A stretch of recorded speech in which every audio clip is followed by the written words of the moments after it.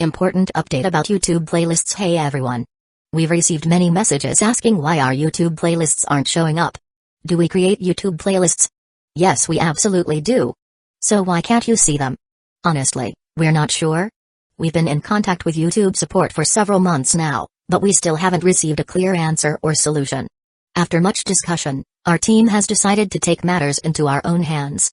We believe the issue might be related to the number of playlists we've created on a single channel, possibly too many. Our solution?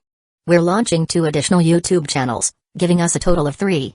This way, we can organize our audiobooks better and avoid the playlist visibility issue in the future. This change only affects our YouTube audience. If you're a patron supporter, you can still access all our audiobooks by visiting the collection menu on Patreon. Thanks so much for your time and continued support. Happy listening, Nino grumbled to herself. The next second, she looked toward Makoto and said expressionlessly, "Senpai, I'm not sure if I should say this." "What is it?" "You might be sitting at the kids' table today too." Utaha.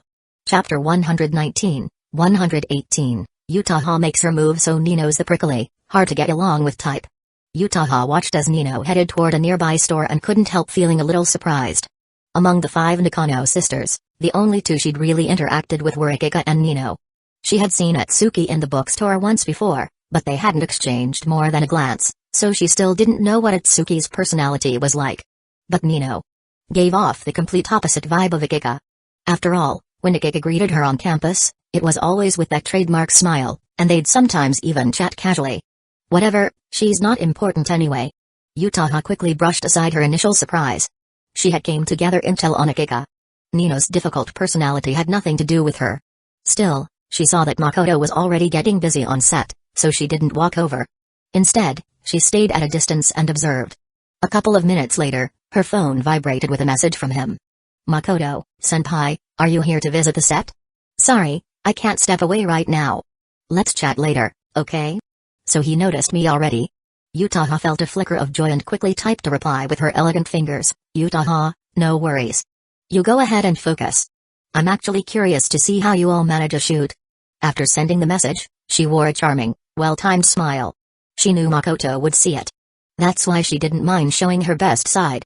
Once she had a target, she pursued it with drive. And a touch of calculated intent. She could definitely play in the big leagues. Before long, Nino returned. Seeing her holding drinks, Utaha opened her mouth to say something, but Nino just nodded politely and walked directly toward the set. Wait, she's just going straight in? Utaha was a little surprised. Since Makoto was clearly busy, she had deliberately held back, figuring she'd go over later to appear considerate and give herself more time. She had assumed Nino was thinking the same. But to her surprise, Nino casually strolled right past her. Under Utaha's astonished gaze, Nino greeted Makoto, then energetically handed out drinks to everyone. Did I misjudge this? Utaha began to reflect. Judging by the smiles she received from the cast and crew, it was obvious that Nino had done this before. In other words, her relationship with Makoto might be deeper than Utaha had assumed. After all, interrupting during work was clearly rude. In the end, Utaha refrained from approaching. And because she stayed put, a crowd quickly gathered around her. Even an orange cat showed up. Utaha stayed composed, thinking, as expected, people are naturally drawn to excitement. But then, the conversations around her made her go stiff. "Yo, morning class again? You too, huh? Ha, I come by every day now. Without the guy's motivation, I can't even make myself go to the gym. Told you. He's like a Greek god of motivation." Just hearing his speech lights a fire in everyone. Wait, it's my first time watching this. Why does your description sound like some failed art student? Meow meow meow. Utaha looked around at the lively crowd, suddenly feeling confused. Just like Yukino had last time. What is going on here? And why is that orange cat yowling like it's excited too? Normally, as a beautiful and stunning girl, she was the center of attention no matter where she went. But today, not a single guy was looking at her. They were all staring at Makoto like starstruck fans, their eyes blazing, terrified of missing a second. Anyone who didn't know better might think they were all his fanboys. While Utaha stood there, dumbfounded, someone shouted excitedly, "Here comes the big one." The next moment, Makoto's powerful voice rang out across the crowd. Just like Yukino before her, Utaha felt her confusion transform into excitement, a blazing fire igniting in her chest. To quote a certain movie, "My sauce-exploding passion is about to erupt." As expected, under the effect of the Nino's gift buff, Utaha was fired up too. She had never wanted more than now to do something. Anything. To help Makoto, so she could showcase more of her charm. There was just one problem. She didn't know anything about filmmaking. And so began a rather comedic moment. Everyone, including the orange cat, got fired up by Makoto's motivational speech and rushed off to their tasks. And Utaha stood there, full of energy, yet completely frozen in place. The scene was like an online meme about Naruto, everyone's fighting Madara, and Rock Lee's just standing there, powered up and hyped, watching the battle. Makoto also noticed Utaha standing awkwardly. Honestly, the sight of the cool, thigh-high stocking senpai all excited but unsure of what to do was unexpectedly adorable. Filming was nearly finished. There hadn't been too much to do today, and everyone had worked efficiently, so within just over an hour, they wrapped up with smiles on their faces. Thanks for all your hard work, everyone. I really appreciate it. Makoto thanked the team sincerely. Without them, no matter how capable he was, shooting the whole short film alone would have taken forever. Only a few scenes requiring Akika, the lead actress, were left. He planned to finish those tomorrow. He could have asked her to come today, but since the girl had lost a lot of blood earlier, she deserved more rest. We finally finished. That was my first time being part of a shoot. What a cool experience. Fashimi, make sure to let us know when the short film's out. We want to see how we look on screen. No problem. I'll definitely tell you. After replying, Makoto quickly walked over to where Utaha stood alone. She snapped out of her daze, just starting to smile when he asked, "Senpai, the stuff you're carrying. Is that for everyone?" "Yes, I picked up some snacks and drinks on the way." Utaha nodded. "Then go hand them out now. Filming's done, and if you want people to remember you, this is your best chance." Utaha blinked, then smiled elegantly. "Then I'll trouble you to introduce me." All the tension and frustration she'd been feeling about not knowing how to help vanished in that instant. This was her chance to ask Makoto about filming stuff while he introduced her to everyone. Even if she hadn't decided whether to dive into filmmaking herself, this was a great opportunity to get closer. Makoto led her around, introducing her to everyone. The students were a bit shy. It was their first time meeting such a friendly upperclassman. Except for Nino, Miku and the others had a good impression of Utaha. As for Yukino, she simply greeted her politely and thanked her for the small gift. Once everyone else had left, Utaha smoothly changed the topic. "You're free now, right? Can we talk in private?" "Sure. Let me clean up first." Makoto packed up the gear, then followed Utaha outside, just far enough to put some distance between them and Yukino's group. Utaha's black-stockinged, beautiful legs were neatly pressed together as she smiled faintly. "I used to think your filming was just a spur-of-the-moment thing, but after seeing it with my own eyes today, I realize it's nothing like that." Makoto chuckled. "That's because everyone's putting in the effort." But Utaha shook her head. "I saw it clearly. From beginning to end, you were the one who did the most. While everyone completed their tasks well, you took on even more." She suddenly smiled. "I'm not joking. I was genuinely captivated just now by how dedicated you looked while working." Makoto made a thoughtful pose. "Given the flow of this conversation, should I say I'm flattered? That'd be a bit much." Utaha kept smiling, though she felt a bit disappointed. She knew very well how attractive she was. That charming, zero-frame start smile paired with her flawless looks and figure should, in theory, be enough to move any boy's heart. But Makoto had shown no reaction at all to her move. She didn't believe he was slow on the uptake in these things. Which left only one explanation. He was surrounded by so many beautiful girls, he had built up a resistance. That was troubling news for Utaha. Especially since she had already made up her mind to win this boy's heart. The recent emotional buff and witnessing Makoto calmly and efficiently handle everything only deepened her determination. So, feigning casualness, she threw a fastball. "Are you free tonight? I have a lot I'd like to ask you about." "My treat for dinner." Makoto replied, "I'm afraid not these next few days.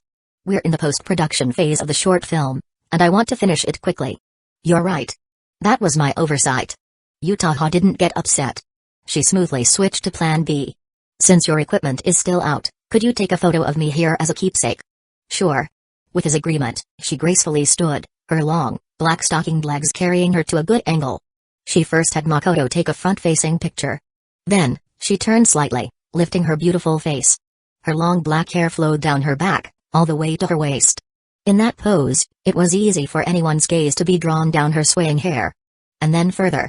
Even though she was wearing a loose dress with no body-hugging effect, her waist-to-hip ratio was stunning. Combined with the tightness of her stockings, Her pose instantly outlined a captivatingly seductive curve beneath the skirt. Among all the beautiful girls Makoto knew, she had the most mature and outstanding waist-to-hip ratio. And clearly, she knew that. With only a few girls nearby chatting or waiting, she didn't need to exaggerate her pose. Just standing naturally, her tall figure and proud curves seemed to flaunt themselves. This woman was calculating. Makoto stifled a laugh behind the lens. Nino and the others were also watching. Even they, as fellow girls, couldn't help being drawn in by Utaha's figure and aura. Only Yukino, sipping juice, glanced coldly at the tall, beautiful figure and sneered inwardly, "I see a shameless peon flaunting herself during mating season." After taking the photos, Utaha checked the phone and smiled. "You really take better pictures. Way better than my usual tourist selfies." But Makoto said, "Honestly, these two still aren't perfect? At least to me, your charm hasn't been fully captured." He took the bait after all. Utaha's eyes sparkled. "Then, once you're done with your work, will you guide me a bit more?" "She really thinks I took the bait." Makoto agreed readily. Utaha left, satisfied. Yukino also stood to leave. Her emotions were still in turmoil. She didn't want to stay and face Makoto. She feared she'd lose control. And if he seized the chance, she'd fall even harder. Makoto planned to return the equipment home, then head to the Nakano house to be with Akika. But Nino offered to help, saying they were all free and could assist. Naturally, Makoto didn't refuse. The four girls followed him inside. After he put away the gear, he heard Yotsuba remark, "I didn't expect Kasumijoka-senpai to be so easy to talk to. I used to hear she wasn't the friendly type. Guess that was all rumors." Itsuki nodded. "She's very impressive too. Not just in looks, but academically as well." The speaker had no ill intent, but the listener caught something crucial. Nino immediately picked up on the word impressive. "Right, the reason I got one-upped by Akiko was because she had the filming excuse, letting her stay with Makoto all the time. And she even kept growing and becoming more impressive." Suddenly, Nino shot to her feet, startling her sisters. Miku, closest to her, frowned. "Nino, what's wrong?" But Nino didn't respond. Her beautiful eyes locked firmly onto Makoto with resolve. "Makoto, I want to improve." Chapter 120, 119, Nino makes a move. "I want to improve." The words from Nino caught everyone off guard. Not just Makoto, but her three sisters as well. "Why the sudden declaration?" asked Yotsuba. Miku also stared at her, confused, her look practically saying, "Did you eat something weird?" Only Itsuki seemed thoughtful. A few seconds later, she said, "Is it because Akika is progressing forward?" This time, Nino didn't hide it, though she didn't tell the full truth either. "Not just Akika. You too, Itsuki. The other day you said your math had improved a lot. Even if you credit Yukino-shita for it." The more she spoke, the clearer her thoughts became. Her eyes scanned her sister's mixed expressions before landing back on Makoto. "I know Itsuki wouldn't lie about something like that. Which means, in what's supposed to be our united group, two of us are quietly improving." Makoto interjected, "I don't think it's quietly. Akika and Itsuki have been working hard." "That's obvious." Nino agreed openly. "Exactly. I've seen their effort. But I can't just sit by and let them leave me behind. I won't allow it." She raised her voice at the end, clearly mimicking the kind of speeches Makoto gave before filming began. In fact, she was indeed imitating him. But through that imitation, she conveyed her feelings naturally and calmly. "Ooh. It suddenly feels like we're in a shonen manga," Yotsuba said, pumping a little fist. Nino turned to Miku. "What about you, Miku?" Miku met her gaze. "I feel like you're implying something, but you're right about one thing." Then she looked at Makoto, hesitant. He understood. "Remember what we talked about before? Your ideas might be unique. And everyone needs to hear your voice." Miku's eyes sparkled as she firmed up her stance. "The five of us are one group. Only together are we the five girls of the Nakano family. If you really want to tutor us and help us improve, I'll cooperate." Just like Nino, she didn't want to be left behind by Akika and Itsuki either. "Count me in too," Yotsuba said, standing up. Makoto nodded. A pleasant surprise. Originally, he'd wanted to use the Nino's gift buff to tutor all five sisters. But now, Nino's maneuver had lit a fire in Miku and Yotsuba too. Makoto was glad he had encouraged Miku before. And had done it in front of her sisters. Otherwise, she might not have agreed so easily. He motioned for them to sit, then looked to Nino. "Of course I'm happy to help. But Nino, what's your plan?" "Eh?" Nino froze. Plan? She didn't have one. She had just blurted out her desire to improve in a heat-of-the-moment confession. She hadn't really thought about a concrete plan or short-term goal. Nino, don't tell me you haven't thought this through at all? Miku said. Just as Nino was getting embarrassed, Makoto cut in. Of course she's thought about it. Like using improved grades to show her progress. But since Akika's shining in a different field, she's wondering which path to take. Yes, that's exactly what I was thinking. Nino blushed and shot Makoto a grateful smile. He followed up smoothly. There's no rush. You can take your time. Just improving your grades is already progress. I get it now. Nino relaxed when Miku turned her gaze away. I almost embarrassed myself there. Thank goodness Makoto covered for me. But... Nino bit her lip, her sense of frustration only deepening. The more Makoto took care of her, the more bitter she felt about Akika stealing a march. I need to find a chance to strike back. She made up her mind. Makoto noticed Nino's changing expressions. He could tell what she was thinking. Helping Nino improve wasn't difficult. She had talent in many areas. Cooking, homemaking, fashion. Now that she was showing a willingness to cooperate, Makoto was happy to help. He hadn't forgotten the promise he made to Nakano Maruo. So, the five of them went to the Nakano living room. And there lay Akika, sprawled out on the couch in total relaxation. Before she could say a word, Nino spoke first. After careful discussion, we've decided to improve our grades together. Plop. The cookie in Akika's hand fell. She had been lying on her back, and the raised cookie slipped, smacking her in the face. She let out a gnaw. But she didn't sit up. Just stayed there, lazy as ever, and picked up a new cookie. That classic lazy girl pose made everyone, including Makoto, struggle not to crack up. Akika. Can you please act like a proper older sister? You're a girl. Do you even know what that means? Nino snapped, unable to take it anymore. She stormed over, picked up the fallen cookie, and tugged Akika's clothes, forcing her upright. Miku and the others had the urge to cover their faces. Their big sister was such a disgrace. Makoto chuckled. But neither of the two girls had guarded their posture while Nino tugged Akika's clothes. He, however, remained calm. After all, he'd already seen everything that needed seeing. Not only had he seen it, he had checked it, too. How could he possibly lose his composure over something so minor? After Akika sat up, she looked surprised and asked, Nino, you were joking just now, right? I'm not joking. Nino replied with a completely serious face. Akika turned her head to look at Miku. Miku gave a slight nod in response. Then she looked at Yotsuba, who scratched her cheek with an embarrassed smile. Even though I know I'm a total idiot when it comes to studying, since Nino and the others have already taken the lead, I've decided to give it a shot too. As for Itsuki, Akika didn't even bother to ask. That one's a heavyweight. She had already been captivated by Yukino's charm long ago and now consults her whenever she has a free moment. Akika sighed helplessly. So there's really no turning back now. Makoto gave her an answer. You've got to step up too, Akika. Akika sighed again, looked up, and stared pitifully at Nino. Nino, can we call a truce? You've got to be kidding me right now. Nino had just hardened her resolve. There was no way she'd waver. Besides, knowing Akika, even if she acted like she wanted to make peace now, once things calmed down, she'd definitely go back on her word. I get it. So there's no escaping this, huh? Akika flopped weakly onto the sofa. The good mood she had after successfully pulling off her sneak attack was now gone. Studying gave her a headache just thinking about it. Especially when she remembered how Yukino used to force her to go through problems every day. When she refused to listen, Yukino would give her a death stare. It was terrifying. Now that the most resistant one, Ichika, was dealt with, Nino's mood improved a bit.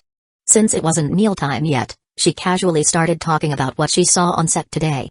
Kasumijoka-senpai was there too? Akika looked surprised, but in her heart, her Vixen radar was already quietly activating. Makoto was just about to respond when Nino jumped in first. Yep, senpai even asked why you weren't there today. And in the end, she asked Makoto for help. He took a couple of photos of her with the crew as a keepsake. Huh? Nino's making moves? Makoto was a little surprised. He had thought Nino might be discouraged and give up, or at least be mentally deflated for a while. But not only had the girl set a goal for self-improvement, she even used this opportunity to subtly redirect Akika's attention by simply stating facts. I see. Akika's attention really was diverted. She wore a thoughtful expression. I have talked with senpai a few times, but if we're being honest, I'm not really close to her. Maybe she got interested because you're a high school student working part-time as an actress? Itsuki guessed. Akika shook her head. Our filming's been going on for quite a while. If she were really interested in me, she would have come to me a long time ago. As she said this, her gaze landed on Makoto. She didn't say anything aloud, but her look said it all. Senpai is there for you. With Nino's maneuver, Akiko didn't brag or assert her dominance during dinner. Everyone enjoyed a pleasant meal together. After Makoto helped clean up the table, just as he walked into the kitchen with a stack of plates, Nino, wearing sleeves over her arms, suddenly asked, "You're staying over tonight too, right? If it's not bothering you all, I'd be glad to." Makoto replied with a smile. Nino didn't pursue the topic further. As she placed the plates into the sink, she asked, "You still have 2 favor coupons with me and Atsuki. Have you decided what you want us to do?" "Honestly, not really." "Well, now's a good time to think about it." "So soon? What, did you think the coupons were valid forever? That'd be kind of unfair, wouldn't it?" Nino had clearly prepared this line ahead of time. Makoto could tell she was still upset over the whole Akiko situation. He thought for a moment and said, "If I have to say something, I still haven't come up with anything I need from you two. How about a massage?" Nino suddenly suggested. "You've given me massages to help me relax so many times, I've actually picked up a few things." Makoto raised a skeptical eyebrow. "You know how to do that?" Nino seemed annoyed by his reaction and pouted, "Just for that look, I have to show you today." "All right then." After reaching an agreement, Makoto left the kitchen. Nino watched his back, eyes glaring. The girl had found her opening. She was ready to strike. Chapter 121, 120, she wants to be the bathroom warlord soon. The rest of the Nakano sisters found out that Makoto was staying over again. None of them objected. In fact, Miku and Yotsuba thought it was great. He'd stayed over last night too, and not only did nothing awkward happen, they hadn't felt inconvenienced in the slightest. On the contrary, Makoto had helped Miku break through her mental block with just a few words, then teamed up with Yotsuba for some chaotic gaming. It had been a whole new kind of experience. So this was what it felt like to be looked after by a guy, and game together. Not bad. Of course, Miku didn't realize she'd already had one awkward encounter. Right before she woke up in the wrong room, Nino had thoughtfully carried her back to her bed. At 6:30 p.m., the 5 Nakano sisters sat side by side in the living room. The visual impact was immense. 5 identical faces, but with completely different styles and vibes. Even Makoto felt a bit dazzled. "So, Makoto-kun, what's the big idea calling us all here?" Akiko asked lazily, wearing nothing but a thin blouse. She stretched her arms, the shirt doing little to hide her curves. Not to mention, given what had happened earlier, the look in her eyes was pure seduction. Makoto pulled out his phone and said rather formally, "I'd like to take a group photo of you." "A group photo? Why?" All 5 looked confused. You can call it the expressions of 5 sisters just before learning they'll be tutored. The girls all went silent in unison. Then the other 4 sisters instantly turned their heads to look at Akiko, trying to hold back laughter. Akiko groaned. "Okay, I know I don't like studying, but do you all have to look at me like I'm some kind of monkey?" Nino crossed her arms confidently. "I'm really looking forward to how you'll look in the picture." "So are we." The other 3 chimed in. Akiko rolled her eyes. "Want to laugh at me, huh? Don't forget, I'm a professional actress." Under Makoto's direction, the 5 sisters sat side by side, their beautiful eyes all gazing into the camera. A group photo was taken. "Let me see Akiko's face." Yotsuba was the first to crowd around. Then the others followed. Akiko sat confidently, as if everything was under control. But when Makoto showed them the photo, Yotsuba exclaimed, "Look at Akiko's smile. Doesn't it look just like when she's messing with us?" "Honestly, yeah, it does." "Fake smile girl Akiko?" Hilarious. Akiko lost her composure. She had overlooked one detail. The 5 of them had grown up together and lived together for years. They knew each other's bodies and habits very well. That smile might fool outsiders. But not her sisters. As the girls got more excited, Makoto stepped in to change the topic. "Ladies, I think it's time to start thinking seriously about how you're going to perform on the test." "Test?" They all blinked in confusion. Makoto explained, "Since you've decided to start tutoring sessions, I need to figure out your current level. A simple written test will be the best way." The girls stopped laughing and started thinking. If the tutoring had been forced on them, they might not have cared about the results. But this time, it was their own decision. No one wants to be the worst when they ask for help. Comparison was the real embarrassment. As the girls drifted apart into their own thoughts, Makoto sat beside the still giggling Akiko and warned. "You can laugh now, but if you score the lowest, don't blame me when your sisters gang up on you." Akiko smiled sweetly. "Even though I hated it when Yuki no Shita tried to explain stuff to me, I can't deny that she's really good at it." "I actually remembered quite a bit." Makoto said, "So that's your secret weapon?" "Exactly." At 8 o'clock, the girls started taking turns showering. Akiko took the chance to drag Makoto into the bedroom. The moment the door closed, she pounced on him, curling up like a kitten in his arms. "Looks like you've been holding it in," Makoto teased. Akiko pressed her cheek against his chest affectionately and said happily, "So you noticed? And yet you were still playing games with Yotsuba. When clearly I have greater needs." "Makoto, clarify those needs." Akiko froze for a moment, then pouted at him. "No way. I haven't fully recovered yet. I don't remember mentioning that kind of need, though." "Makoto-kun, you're such a perv." Akiko blushed and giggled. She really hadn't fully recovered yet. But if he really wanted to. She had her ways. After all, she was quite generously endowed. Shifting into a more comfortable position in his arms, she casually said, "Kasumijoku-senpai came today because of you." Makoto looked down at her without replying. At first, she didn't notice and kept going. "Senpai's really pretty, right? Especially since you're a leg guy. She's so tall, and pairing that with black stockings? Bet she really caught your eye." Midway through, she realized he hadn't said a word and looked up to meet his gaze. "Why aren't you saying anything?" Makoto asked in a strange tone. "Did you forget that all this happened hours ago?" Akiko blinked, then smiled slyly. "Are you trying to remind me that spending time with me now is more precious, so I shouldn't dwell on the past?" "Smart girl." "Hee hee, I do like hearing that, but I'm not so easy to fool, you know." Akiko lay lazily in his arms and deliberately asked, "Do you really like black stockings?" Makoto replied sincerely, "Strictly speaking, I like it whenever a girl with nice legs like you wears any kind of stockings." Akiko let out a soft with a blush on her cheeks. Her beautiful eyes gleamed, clearly scheming something. Suddenly, she sat up. Under Makoto's confused gaze, she shifted her position, leaning back against the headboard and placing her fair, slender legs bare beneath her shorts into his lap. With a bright and heated gaze, she said, "I made sure to wash really clean just now. I may not be wearing stockings, but this should still be fun. TCH. And she calls me pervy? That's definitely the pervy one here." Makoto didn't hold back. He dove right in without hesitation. "No going any higher," she warned, flashing him a seductive smile. She was practically inviting him. How unreasonable. Makoto held her smooth, soft foot and said, "This still doesn't feel quite right." "What do you mean?" Akiko didn't quite get it. Makoto moved closer to her. The distance between them shrank instantly, and his hand naturally moved from her foot to her thigh. Before Akiko could react, Makoto said, "There, now it feels right." She thought he was clarifying that he wasn't trying to grope her. He was just sitting so close, there was no other place to rest his hand. She loved these kinds of little games that only lovers could share. She curled her lips into a smirk and was about to strike back, when Makoto suddenly grabbed her foot again. The next moment, he gave her leg a firm tug, pulling her directly into his lap. As he wrapped his arms around her, he chuckled on purpose, "Watch closely, this is how you pull someone in.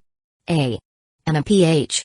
Akiko didn't even get to respond before he smoothly kissed her. Combo move initiated. Once again, she proved she was skilled in the art of flirting. But only just. The two of them kept messing around until after 9 p.m. before Makoto finally went to take a bath. The moment he stepped into the bathroom, Nino, who had been keeping an eye on things, made her move. Holding a cup, she pretended to come out for a drink, her eyes subtly peeking toward Akiko's room. The bedroom door was only half closed, and just as she passed by, Akiko happened to stand up to grab something. Their eyes met. Akiko calmly asked, "Still not going to bed?" Nino didn't answer. Her eyes stayed fixed on Akiko's rosy lips. Still moist. It was late at night. There's no way Akiko had just applied lip gloss. The answer was obvious. Nino's fingers tightened instinctively around her cup. So they had kissed earlier. Akiko noticed Nino's gaze too. She didn't flaunt anything, just gave her usual smile and asked, "What are you looking at?" TCH. Nino filled her cup and turned away. She was clearly rattled. Akiko felt even more victorious and returned to sit back on the bed, humming a little tune. Surely Nino will behave herself now, right? What she didn't know was that Nino had returned to her room, set down her cup, and picked up a fresh towel. Meanwhile, in the bathroom, Makoto was lying in the tub with his eyes closed, relaxing. When he heard footsteps outside the door. Could it be Akiko? He figured it was quite likely. Earlier, he had completely countered all of Akiko's teasing and even pulled her into his rhythm. Knowing her personality, she might be looking for a chance to retaliate. He adjusted his position and rested an arm on the edge of the tub, peeking toward the glass shower door. Through the frosted glass, he could clearly see the silhouette of a girl. And she was undressing. Makoto was a bit stunned. No way. Akika's going that far? It wasn't even that late. If he couldn't hold back and the buff kicked in, the Nakano household would definitely descend into chaos again tonight. The next moment, the glass door slid open. Makoto was completely dumbfounded. Nino strolled in slowly. She was wrapped in nothing but a towel. And because that was all she was wearing, her voluptuous figure looked even more alluring. Her pale, delicate feet stepped lightly on the floor, her long legs moved steadily forward, and her face was flushed as she walked toward Makoto step by step. Finally, Makoto found his voice and asked, "What is this?" Nino smiled shyly but tried to keep her composure. "The massage you requested with the favor coupon. This is your idea, remember?" Makoto. "Sure, I asked for a massage.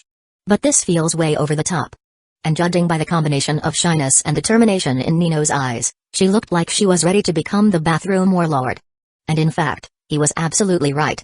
Nino was on a rampage. Mal Nino didn't know she offer a soap massage. Chapter 122, 121, I'm not inferior to Akika. Back in the kitchen, after her chat with Makoto, Nino had planned to find a private moment with him and use a beginner-level massage to express her feelings. She wanted to prove one thing, I'm really not inferior to Akika. Especially since she might have even confessed first. It made it all the more unbearable to be outdone by her older sister. When she went to check Akika's room, those moist lips of hers hit her like a shockwave. And when Akika spoke to her in that gentle, composed tone, Nino's frustration hit its peak. "You think acting like a convictor will crush me for good?" So Nino changed her plan on the spot. She wanted to show Makoto that Akika wasn't the only bold one in this house. She could be just as daring. This sudden change also perfectly confirmed something Makoto had theorized long ago, a tsundere needs to be pushed hard to snap out of it. Of course, Makoto didn't know about the prior exchange between the sisters, so right now he was just shocked that Nino was suddenly going full force. "Makoto-kun, please turn around and lean against the left side of the tub. That'll give me enough space to massage you and relieve your stress," Nino said. Her face flushed with embarrassment but her words unusually bold. Makoto didn't move and tested her. "If I recall, our massage agreement never mentioned the bathroom as the location, did it?" He was trying to figure out what had triggered her. But the girl didn't answer. She bent forward, still wrapped in her towel, and met his gaze from above. In that position, both the top and bottom of the towel were stretched tightly over her well-developed body, highlighting some dangerously seductive curves. "Right now, I'm the masseuse, and you need to listen to me," she said. Just as Makoto was about to speak, she added, "Just like when you massaged me to relieve stress. I always listen to you." "Oh, so this is how you want to play? Using magic to fight magic, huh?" Makoto couldn't help but laugh, and finally shifted over to the left side of the tub, turning his back to her. Nino instantly let out a silent sigh of relief. She had been seriously worried he might reject her. From the moment she walked in, her nerves had been stretched tight. She feared that if he saw her as not measuring up to Akika, she'd be turned down. And if that really happened, she wasn't sure she could take the hit without breaking down. But thankfully, that didn't happen. Nino stepped into the tub, both feet soaking in, and sat down. Her towel was immediately soaked through. If Makoto turned around now, the most beautiful sight in the entire bathroom would no longer be hidden. "So why haven't you started yet?" Makoto asked from the edge of the tub. He wasn't nervous. In fact, he was curious how far Nino would go. "I need to warm up a little." Nino's answer was obviously a bad excuse. Makoto couldn't help but laugh. "If you're nervous, we can do this somewhere else." "No." She shot back immediately. She even emphasized, "Makoto-kun, you've got it wrong. I'm not nervous." "Then why haven't you started after all this time?" "Because I'm trying to recall the exact technique you used to massage me." That answer was actually pretty solid. Makoto didn't call her out again and nodded. "Then take your time recalling. If anything's unclear, you can ask me directly." Nino didn't respond. She could tell he was teasing her. "Ugh. I already took the hardest step. Why am I hesitating now? I'm strong as hell right now." She gave herself a mental pep talk, finally reached for the towel hanging on the wall, and gently placed her soft hands on Makoto's back. He felt the fabric and asked, "You call this a massage? Isn't this just a back rub?" "Don't worry about it." Nino shot back, cheeks still red. Makoto teased, "Is this how a professional masseuse treats her clients? I'm giving you a bad review." Nino could tell he was trying to help her relax. She laughed, eyes curved into crescents. "Go ahead. I'm not a pro, after all. I'm just an amateur. So if you complain, I just won't do it next time." "You're really confident, huh?" Humphrey. Nino let out a couple of cute hums. Being interrupted by Makoto helped ease her nervousness, and she started carefully and seriously wiping his back. As she worked, she thought tsundere-like to herself, even my sister never got this kind of service from me. You're lucky today. Makoto wasn't thinking about whether he was lucky or not. He was completely relaxed, enjoying Nino's first time back rubbing service. Surrounded by the pleasant scent of the girl wafting around him in waves, constantly tickling his nose, it felt like his heartstrings were gently being plucked. Combined with the warm towel on his back, Nino's soft hands, and her careful movements, the atmosphere in the bathroom gradually turned tender and hazy, as though a layer of pink ambiguity had settled over the space. Ambiguity. It's the most intoxicating thing for adolescents in love. It means the two haven't taken that next step, but they're not far from it. And in such a charged atmosphere, boys and girls tend to act on impulse and do things they'll later call themselves idiots for. Nino was no exception. The warm steam rose and surrounded them, slowly filling the spacious bathroom. She carefully wiped down Makoto's back, and then tossed the towel aside. The next moment, her hands pressed down on Makoto's shoulders and gently began to massage. Is it finally time for the massage? Makoto, seeing her stay silent for a while, thought she was nervous again and tried to start a conversation to help her relax. Are you really looking forward to this part? Nino asked with a smile. The two faint blushes on her cheeks made her look especially beautiful and uncharacteristically seductive. I've been looking forward to it since dinner. Oh? Nino responded with a grin, then lowered her voice and said, I'm going to do my best. Makoto didn't fully catch her meaning at first. It wasn't until Nino gently massaged his shoulders and back, then suddenly gripped his shoulders harder, that he realized. Nino was trying to turn him around. Before he could say anything, her shy voice came out slowly, we don't have much time, so Makoto-kun, you can't waste any and you're not allowed to question my arrangements. I understand. Makoto could already feel the heat in her heart. Still, he remained calm. After all, he'd been with both large and extra-large types before. He didn't think he'd lose control in this kind of ambiguous atmosphere. So, he turned around. And then, he froze. Because Nino's towel, at some point, had slipped into the tub. Even though she was still sitting in the water, it didn't diminish her beauty one bit. Makoto asked instinctively, was this part of your plan too? Nino didn't answer. Instead, she reached out her pale arms and wrapped them around his neck. Her flushed face inched closer and closer to his. You and Akika. You already kissed, didn't you? Her voice sounded like she had to force it out of her throat. Which showed just how nervous she really was. Makoto joked, is this still part of the massage session? Of course it is. Nino's face finally came into contact with his. Their foreheads touched, their noses pressed together. The most intimate of positions. Forcing down her embarrassment, she whispered like a dream, I'm not inferior to Akika, really. And as expected, she kissed him. Makoto thought at that moment, I just got surprise kissed by my massage therapist. Nino thought, I got it. She had said before that they didn't have much time. So she didn't dare linger too long in the bathroom. With the secret thrill of a secret date, she almost melted in the sweetness of her first kiss. Luckily, she managed to barely rein herself in. But just as she was about to leave, she noticed a change in Makoto. She didn't dare look too closely, keeping her gaze fixed on his face instead, and teasing with a satisfied smile, Makoto-kun, you do have feelings for me. Come on, any normal guy would definitely react in this situation. Makoto gave a helpless smile. He really was trying his best to stay calm. Otherwise, once the buff triggered, the entire Nakano household would fall into chaos. Nino had no idea what was going through his head. Shy and happy, she giggled secretly. Did Akika help you out too? Makoto replied, that's a pretty personal question. Nino pouted. I already know the answer. Her eyes grew more determined. And in the next moment, she decided to delay leaving the bathroom a little longer. After stalling for a while, Nino finally left the bathroom. She closed the glass door first, grabbed the extra towel already hanging on the wall, and said softly, you wait a bit before coming out. Okay. Makoto responded from inside. His voice sounded quite relaxed. Nino, however, wasn't feeling relaxed at all. In fact, she was so shy now that she didn't even have much strength left in her limbs. She stood in front of the sink, washed her face thoroughly, then dried off and wrapped herself in the towel. But before she could leave, someone knocked on the bedroom door. Then Miku's voice came from outside, is someone in there? Nino's heart skipped a beat. She responded calmly, it's me. Nino? Are you done yet? Miku, didn't you already take a bath? I wanted to rinse off again. Miku's voice was clearly flustered. Makoto inside the bathroom heard it too. He couldn't be blamed. He had been holding back, But Nino had refused to leave and boldly lit the spark. Naturally, under the influence of the buff, everyone else's emotions began to heat up too.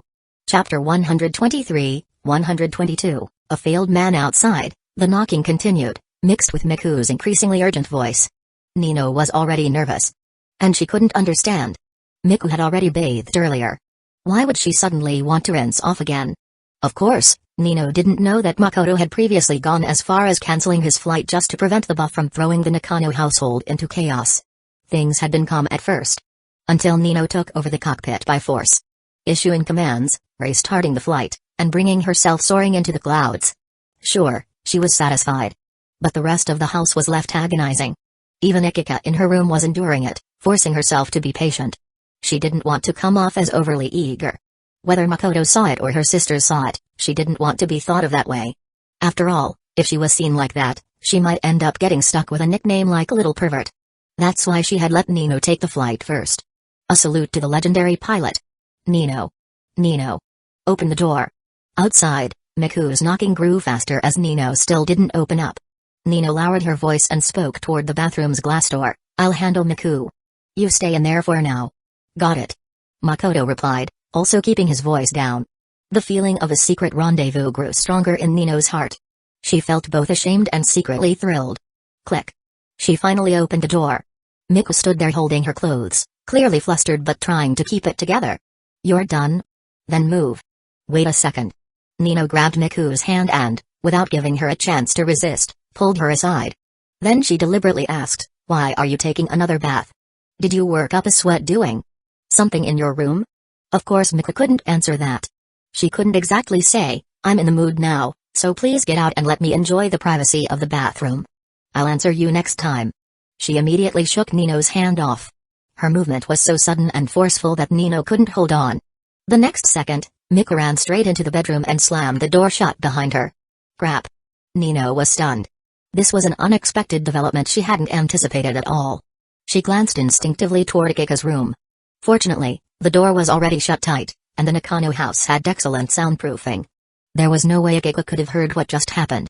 In her panic, Nino overlooked a detail. Not only was Ikika's door tightly closed, so were Yotsuba's and Itsuki's. When she had snuck in earlier, both Yotsuba and Itsuki were still awake and had their doors open while they were doing their own things. Miku. Open the door. Nino began anxiously knocking. But Miku didn't want to respond at all. Her face was burning hot, her body flushed with heat. How could she have any mood to respond to Nino, who was still knocking at the door? At this moment, all she wanted was to calm down as soon as possible. At the very least, she needed to suppress that strange heat in her chest. She absolutely couldn't let it take over. Outside, Nino was growing more and more anxious. But she didn't dare say that Makoto was still in hiding inside, because once that was revealed, there'd be no way to explain things to Miku. Sneaking into the house like this had to be done secretly. There was no way she could let it get out. She was so worried at the door that she started sweating, but Miku had locked the door from the inside, and she couldn't get in at all.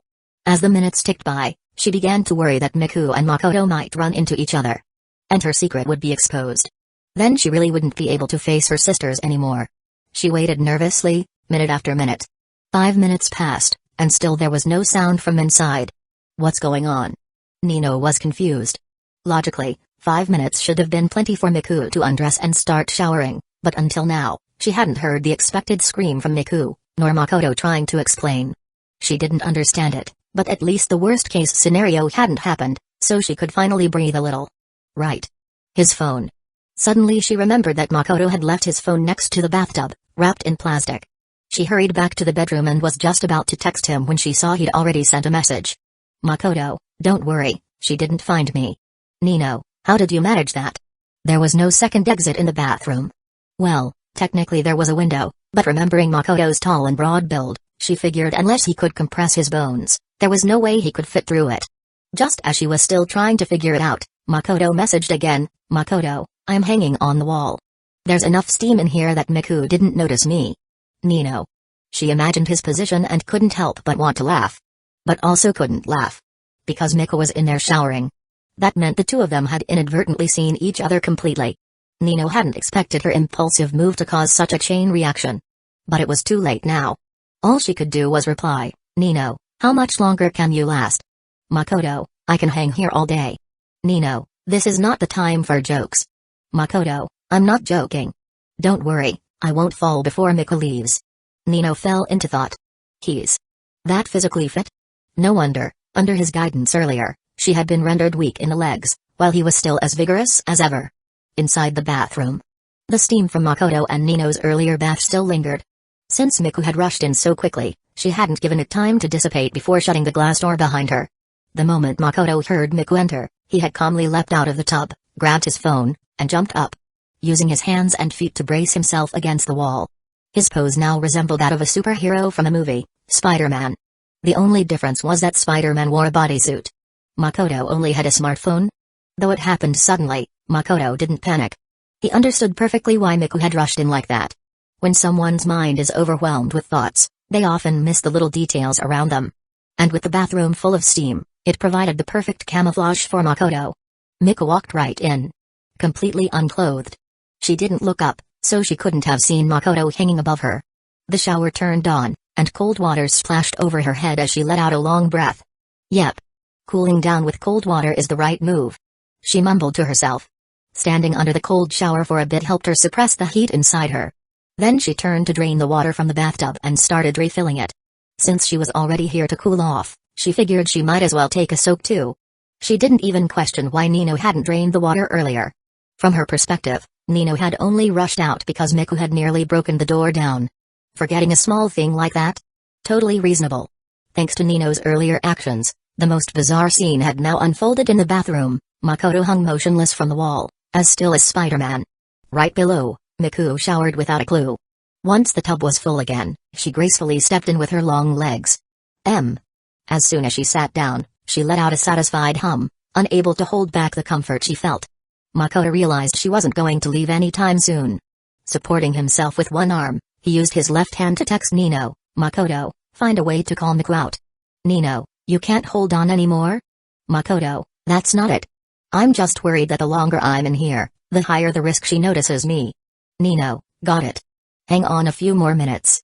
Makoto silenced his phone and looked at the figure in the tub, enveloped in steam, feeling a mix of emotions. What he said earlier about being able to hang all day wasn't a joke. With his current physical strength, stamina, arm strength, core power, he could easily do it. But like he said to Nino, the longer he hung there, the higher the risk of being caught. Who could say for sure that Miku would never look up? She wasn't some pro gamer taught by Coach Go. Courts never look up wasn't exactly a rule in real life. So Makoto stayed calm, waiting patiently on the wall. He figured, I already warned Nino. She should be calling Miku out soon. What he didn't expect was that the cold water had only cooled Miku down a little. Now that she was soaking in the warm, soothing tub again, the suppressed heat inside her was reignited instantly. So, Makoto saw it with his own eyes. Miku blushing, closing her eyes like she had made some kind of decision. The next moment, the gentle rhythm of water echoed around the tub, like the lamenting sound of spring rain, falling with a soft, rhythmic patter. Her voice was like a warm spring breeze brushing against a wind chime, swinging gently with rising and falling tones, echoing melodiously through the entire bathroom. Like a master pianist coaxing a divine melody from the black and white keys. Makoto was stunned. Wait. You said you wanted to cool off. Why does it sound like a full-blown symphony in there? Several minutes later, Miku let out a deep breath and lay lazily back in the tub. Her face was flushed and delicate, her dazed, sultry eyes half-lidded. And just then, her gaze tilted upward and locked eyes with Makoto. This time, it was Miku who froze in place. Question marks popped up on her face. Exclamation marks appeared over Makoto's. This wasn't Spider-Man anymore. This was Failure Man. Chapter 124, 123, Miku has another fantasy. The moment their eyes met, the entire bathroom fell into silence. Even time seemed to stop as Miku completely petrified in the tub. Makoto's brain went into overdrive. He quickly jumped down and grabbed a towel from the wall to cover himself. The noise startled Miku, who whipped her head to the side. Then, as if realizing something, she sat deeper into the water, letting only her blushing face peek out. She didn't scream in panic. Instead, she ducked like an ostrich. This gave Makoto a bit of relief. Miku. Don't say anything. Miku cut him off immediately, her voice trembling. Makoto knew she must be panicking right now. After all, neither of them were wearing anything. It's just that one was under the water, and the other was on the wall. Makoto stayed silent to give her time to process everything.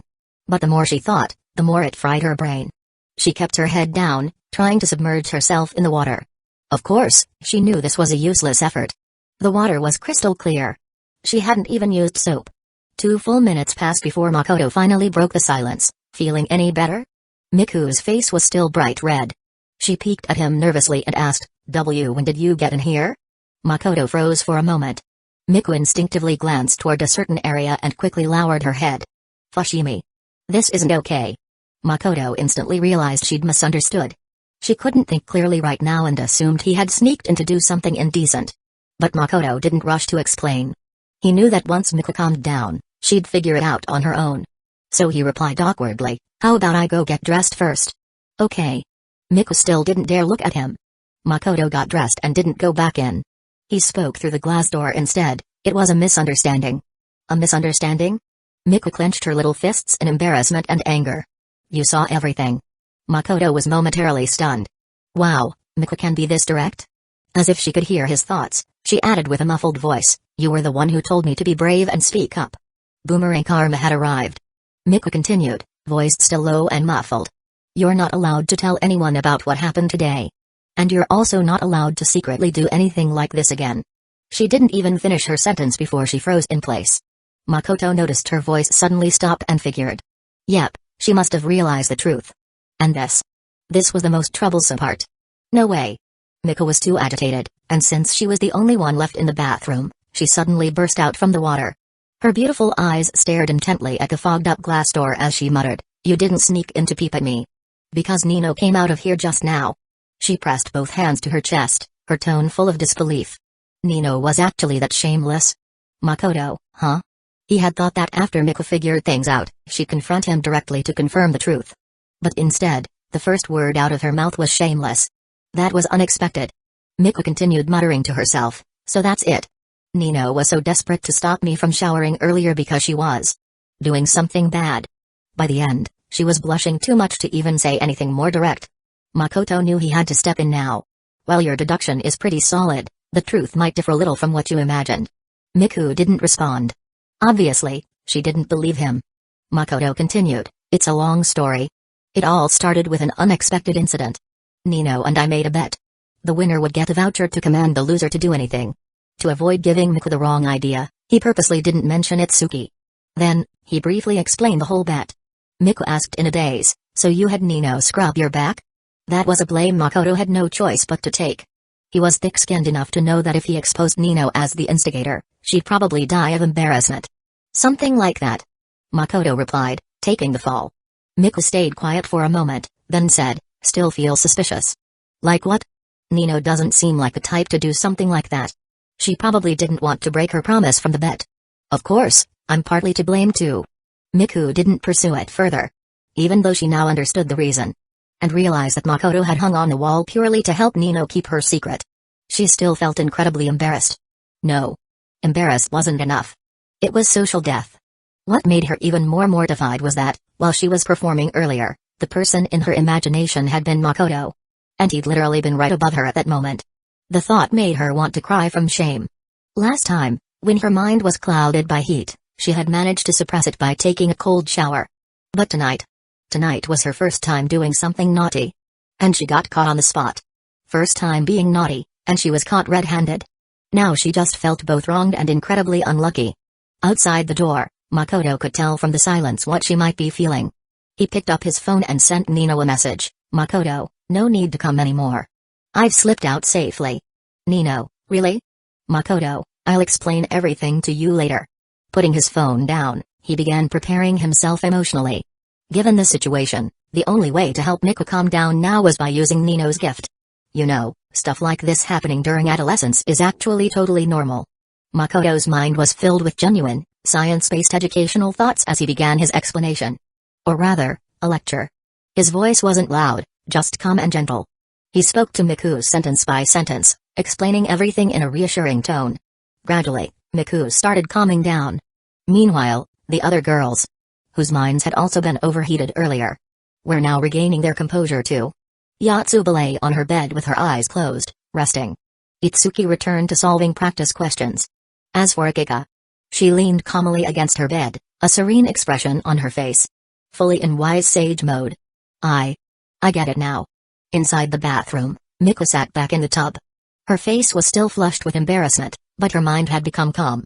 Makoto saw the chance and spoke, even if it's normal, I still owe you an apology. It was my fault for setting a bad example with Nino. Miku didn't reply. Makoto waited patiently. About 10 seconds later, she finally said, you have to keep this a secret. And I'll keep your and Nino's secret too. Deal. Makoto agreed readily. Exchanging secrets. Definitely the safest move. He wasn't surprised Miko would say that. But what came next did surprise him. Fushimi. When I was doing that bad thing earlier, your face was in my mind the whole time. She said it shyly. But with Nino's gift still taking effect, she recalled how Makoto had once encouraged her to express herself boldly. So she pushed on and delivered this outrageous confession. Makoto sat outside, expression complicated. Is this stuff a bit too powerful? Miku's shy voice continued from within, I don't know why, but imagining your face while I was doing it made me feel like. Okay. That's enough. Makoto cut her off. He already had a good idea of what she was about to say. Something like, the battery was low, but after imagining you, I was fully charged again. I'll keep your secret. And you'll keep mine. Makoto reminded her on purpose. I will. Miku affirmed. End of conversation. Then I'll go now. You should get some rest too. As the door opened and closed again, Miku bit her lip, emotions shifting rapidly in her lovely eyes. There was something she hadn't said out loud. If Nino could be shameless, then could she turn her fantasies into reality? With the buff still in effect, she had calmed down. But unlike Akika, she hadn't entered wise sage mode. On the contrary, her mind was clearer than ever. Now that she had a target in mind, a bold idea began to form. Not long after, she was back in the bathtub, daydreaming once again. Elsewhere, Makoto had just reached the living room when the system's robotic voice suddenly chimed in, Congratulations, host. Mission triggered, mission reward, Miku's fantasy emblem. As someone who helped resolve her inner turmoil, shouldn't you be more attentive to her emotional changes? Please help fulfill her wish and get to know her better. Note, your emotional support was so effective that it sparked other ideas in her. Makoto was left speechless. This mission didn't sound too hard. But what exactly was Miku's wish? When I imagined your face while doing bad things, I felt like. Miku's shy voice echoed in his mind again. Her wish. Could it really be to turn her fantasies into reality? Just imagining that scene made his head spin. Things had reached this point. There was no turning back. All he could do now was handle whatever came next. Worst case, he'd just lie down in front of Miku and let her do whatever she wanted. Makoto met up with Nino and explained everything. Nino immediately looked awkward. Thanks. For covering for me. Don't pull stunts like that without warning. Makoto said with a serious tone. Nino blushed and nodded, lacking confidence. But then she heard him add, if you want to pull another stunt next time, at least give me a heads up. Nino. So in the end, you do just want more of that? Blushing with fury, she shoved him out of the room. Makoto returned to the guest room. The bedsheets and quilt were fresh, the mattress had been cleaned during the day. He didn't sleep right away, though. He suspected Akika might try to sneak in again. But as he waited past midnight, Akika still didn't show up. Makoto fell into thought. Was she waiting until 3 or 4 a.m. again? Actually, he was wrong. Earlier, under the buff's effect, Akika had entered full sage mode. She tossed aside her unhealthy thoughts and even abandoned her late-night sneak plan. In the end, she just fell into a peaceful sleep. After some more time passed, with no messages from Akika, Makoto figured it was already too late. She had to be asleep by now. To avoid another farcical situation, he locked the door and went to sleep peacefully. Later that night, Nino snuck out of her room. Holding her breath, she crept to the guest room door just like before. After suddenly waking up in the middle of the night, she remembered that even though Makoto had taken the blame for her, she never got to ask the most important question, did you see Miku completely while she was bathing? The more she thought about it, the less she could sleep. So she decided to launch a night attack. But when she tried the doorknob, she heard the distinct sound of a lock. Nino froze.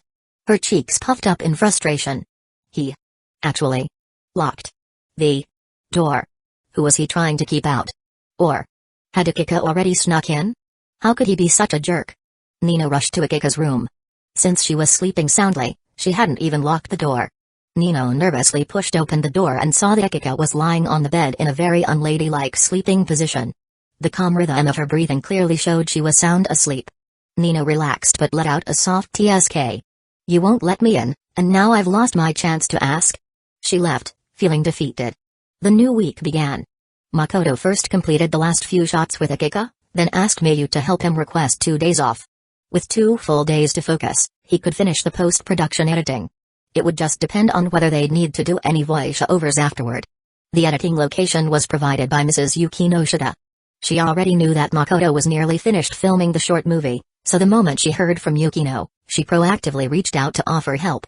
That afternoon, after Makoto finished his work and came out for lunch, Mrs. Yukino Shida invited him to dine together.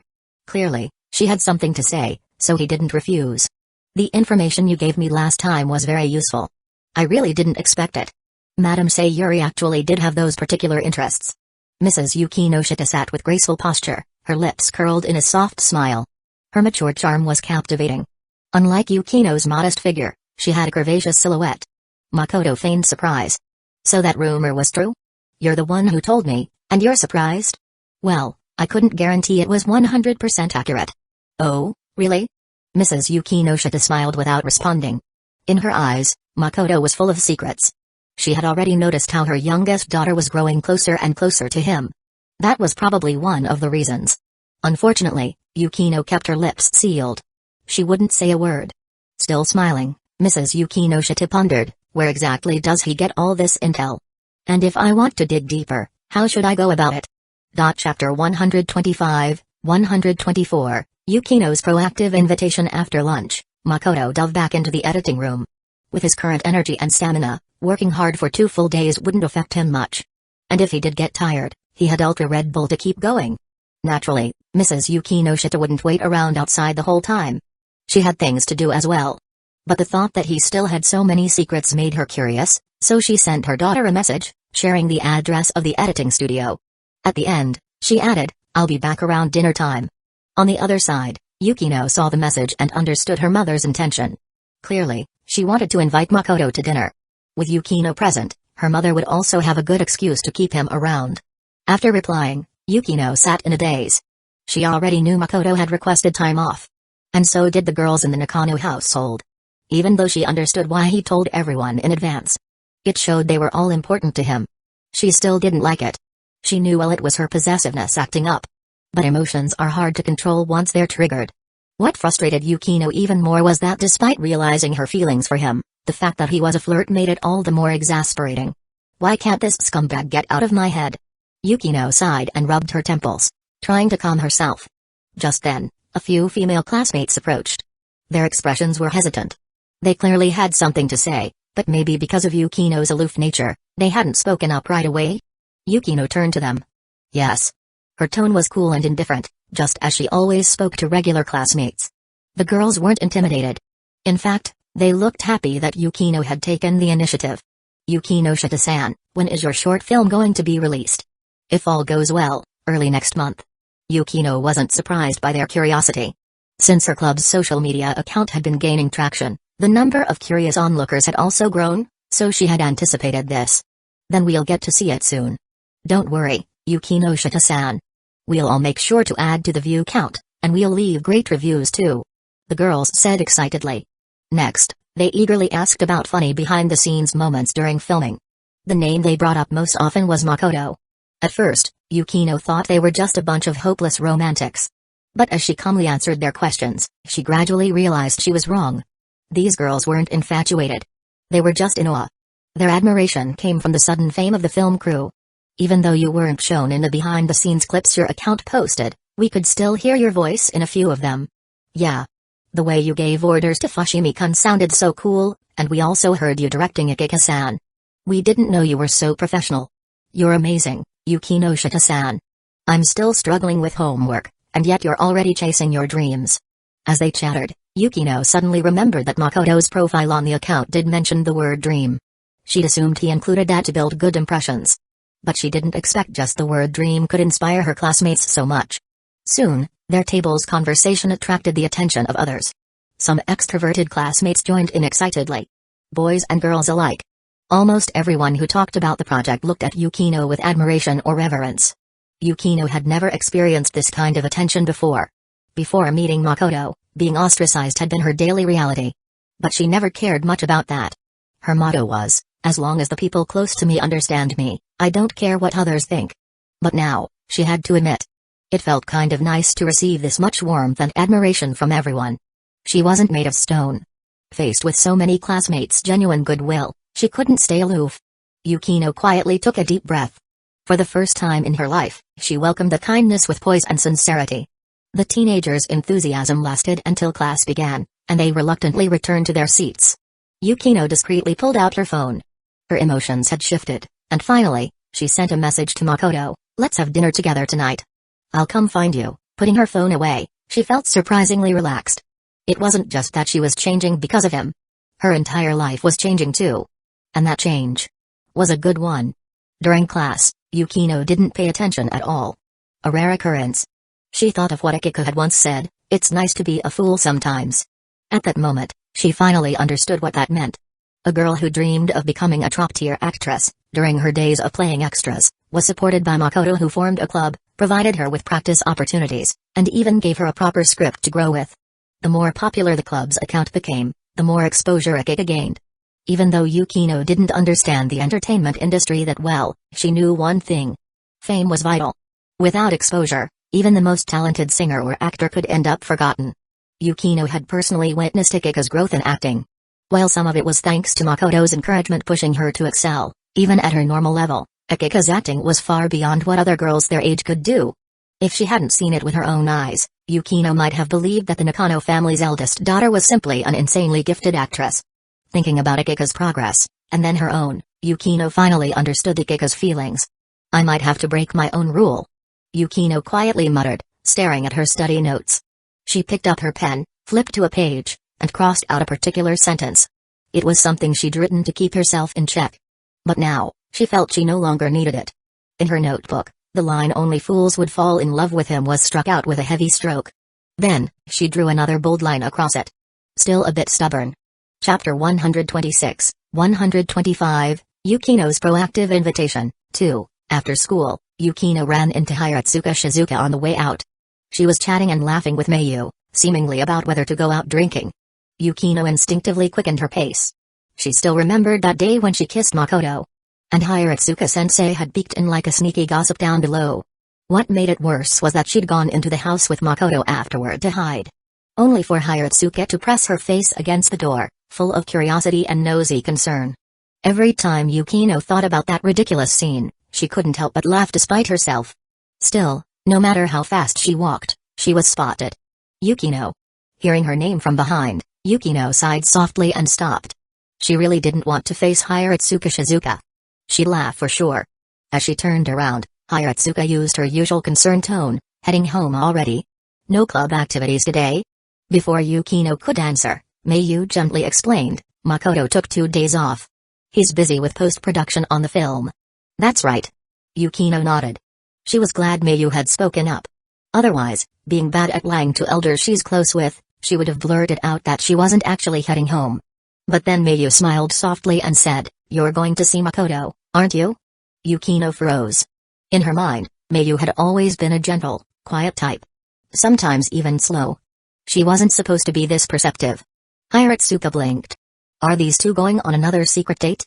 Still smiling gently, Mayu added, "Tell Makoto for me.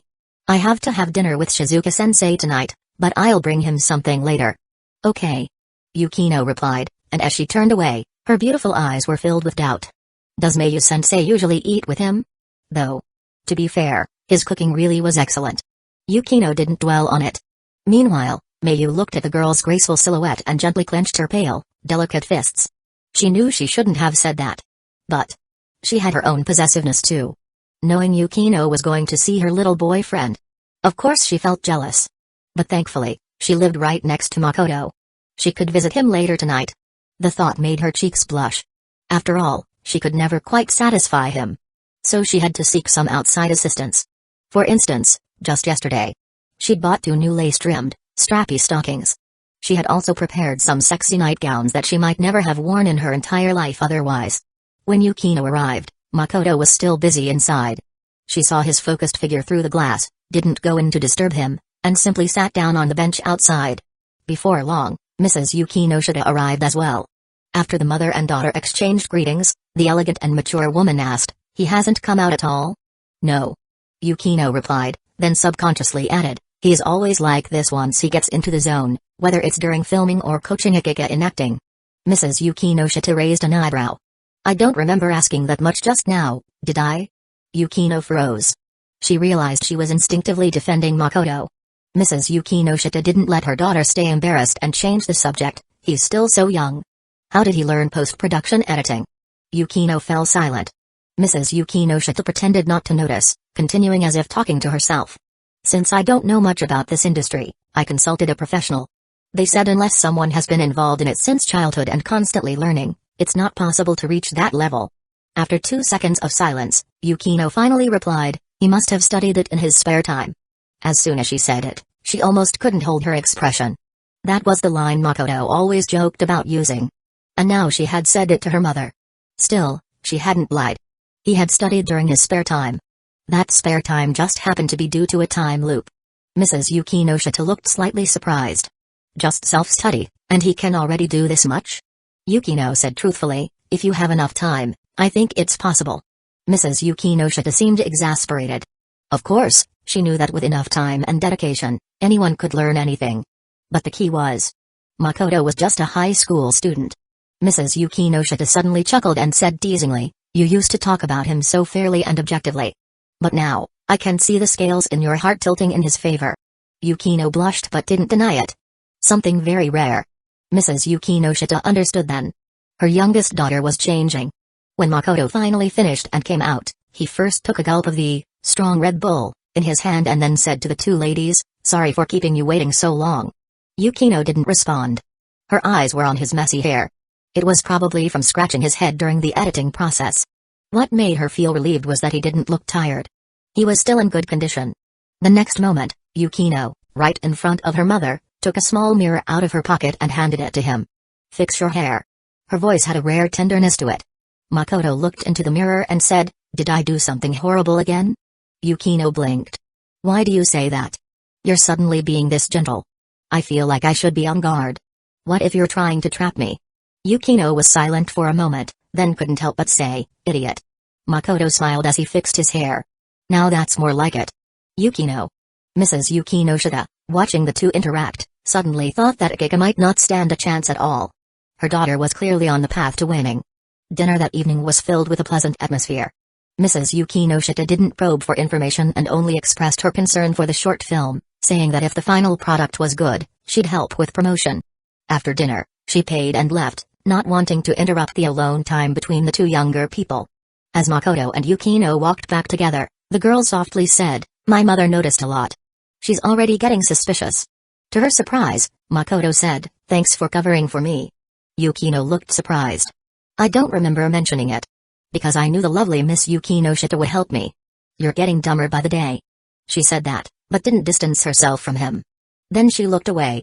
Come to my place. I have something to ask you. Makoto didn't say anything. He just gently took her soft hand. Yukino glared at him. Makoto said, that's my answer. Didn't you get it? Perhaps it was the street lights, but Yukino's face seemed even more flushed. She had deliberately invited him to her place, not his, to avoid any interruptions from Mayu. She thought Makoto wouldn't notice. He pretended not to. Chapter 127, 126, watch carefully. This is how you eat a cherry.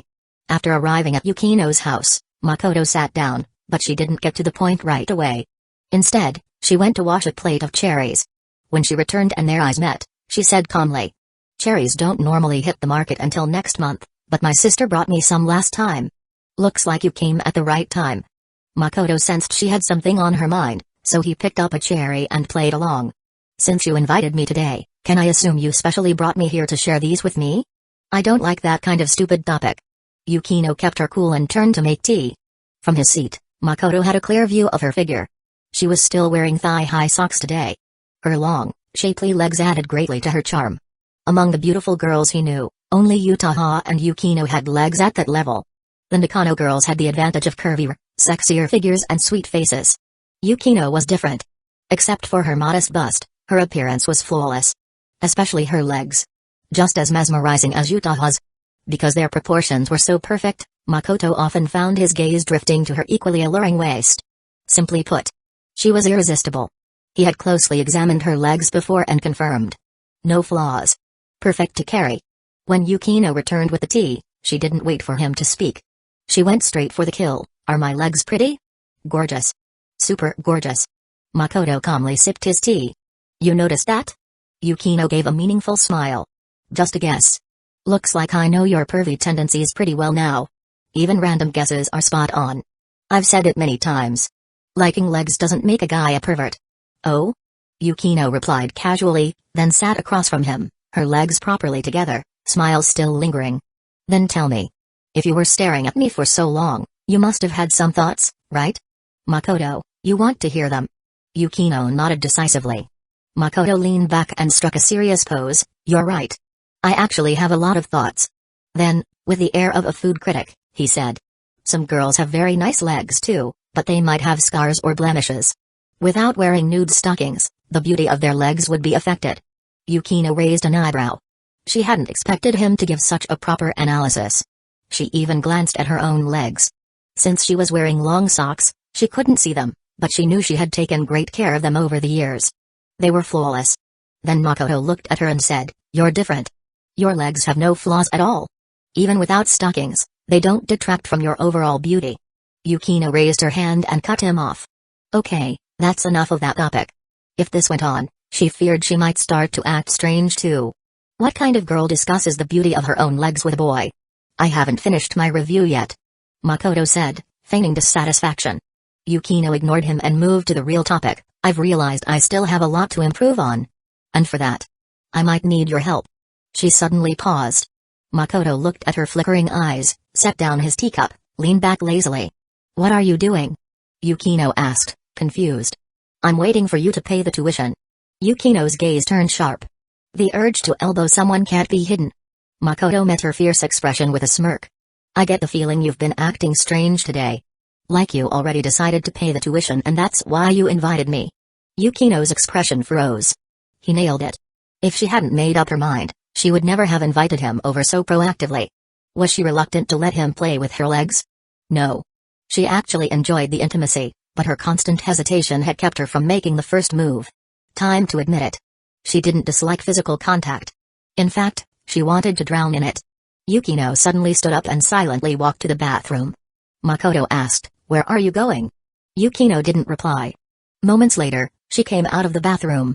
Only now, her thigh-high socks were gone, and she had changed her slippers to a pair of open-toed ones that exposed her toes. With an awkward expression, she returned to her seat and looked up at Makoto, trying to appear composed, waiting for him to make a move. Makoto didn't disappoint. He got up and walked over. With each step he took, her heart beat faster. By the time Makoto sat beside her, her breathing had already turned shallow. It was time to pay tuition. She recalled what he had said earlier. But what she didn't expect was that, after sitting down, Makoto didn't pounce on her. Instead, he picked up a cherry and said, These cherries actually aren't that good. Yukino couldn't figure out what new tactic he was using, so she replied, I already said. Next month is the best season for cherries. Makoto held a cherry to her lips, offering to feed her. No, what I meant is, you've been eating cherries the wrong way. Then, facing her confused gaze, he smiled and said, Open your mouth. Yukino finally shot him a look of disdain. So your correct way of eating cherries is feeding them to me? Even as she said that, she parted her soft lips. Just as the cherry touched her lips, she suddenly heard Makoto say, Watch closely. This is how you eat a cherry. What do you? MMPH. Yukino's lips were sealed. It was only then that she realized what Makoto meant by correct method. He used his blitz tactic again. Yukino's beautiful eyes widened with a mix of embarrassment and anger. But instead of resisting, she reached out and wrapped her arms tightly around his neck. Once she took that first step, she found that cherry surprisingly delicious. Then, she completely gave in. She understood Makoto's opening move. But she had let her guard down and couldn't dodge it. From the moment he mentioned tuition, he had been guiding her attention away, leaving her unable to see through his strategy quickly enough. When he said the cherries weren't tasty, her focus slipped again. And just when she was most relaxed, he struck with a lethal, critical finishing move. All his prior calm, as it turned out, had been building up to this ultimate move. And it lit a fire within Yukino's heart. And once that fire was lit, all her emotions exploded with that kiss. What else could she do? Rather than resist, she chose to finally release all those tightly held back feelings. So when Makoto wrapped his arms around her slender waist, she clung to him even tighter, her hazy eyes shutting on their own. No one knew how long they remained like that. When they finally separated a little, Makoto gazed into her blurred eyes and softly said, "I think I'll go back a bit later tonight." Yukino responded instinctively, then realized what he meant. Looking into his eyes full of intent, she instantly understood. Going back later meant he wasn't content with just playing with her legs. He wanted more. That was his real finishing move. Chapter 128, 127, Time to Pay Tuition. Everything today had gone far beyond Yukino's expectations. She had thought she was prepared. That she understood Makoto's tactics well enough to respond calmly. But at this moment, she realized. His strategy had evolved. And she was already a patch behind.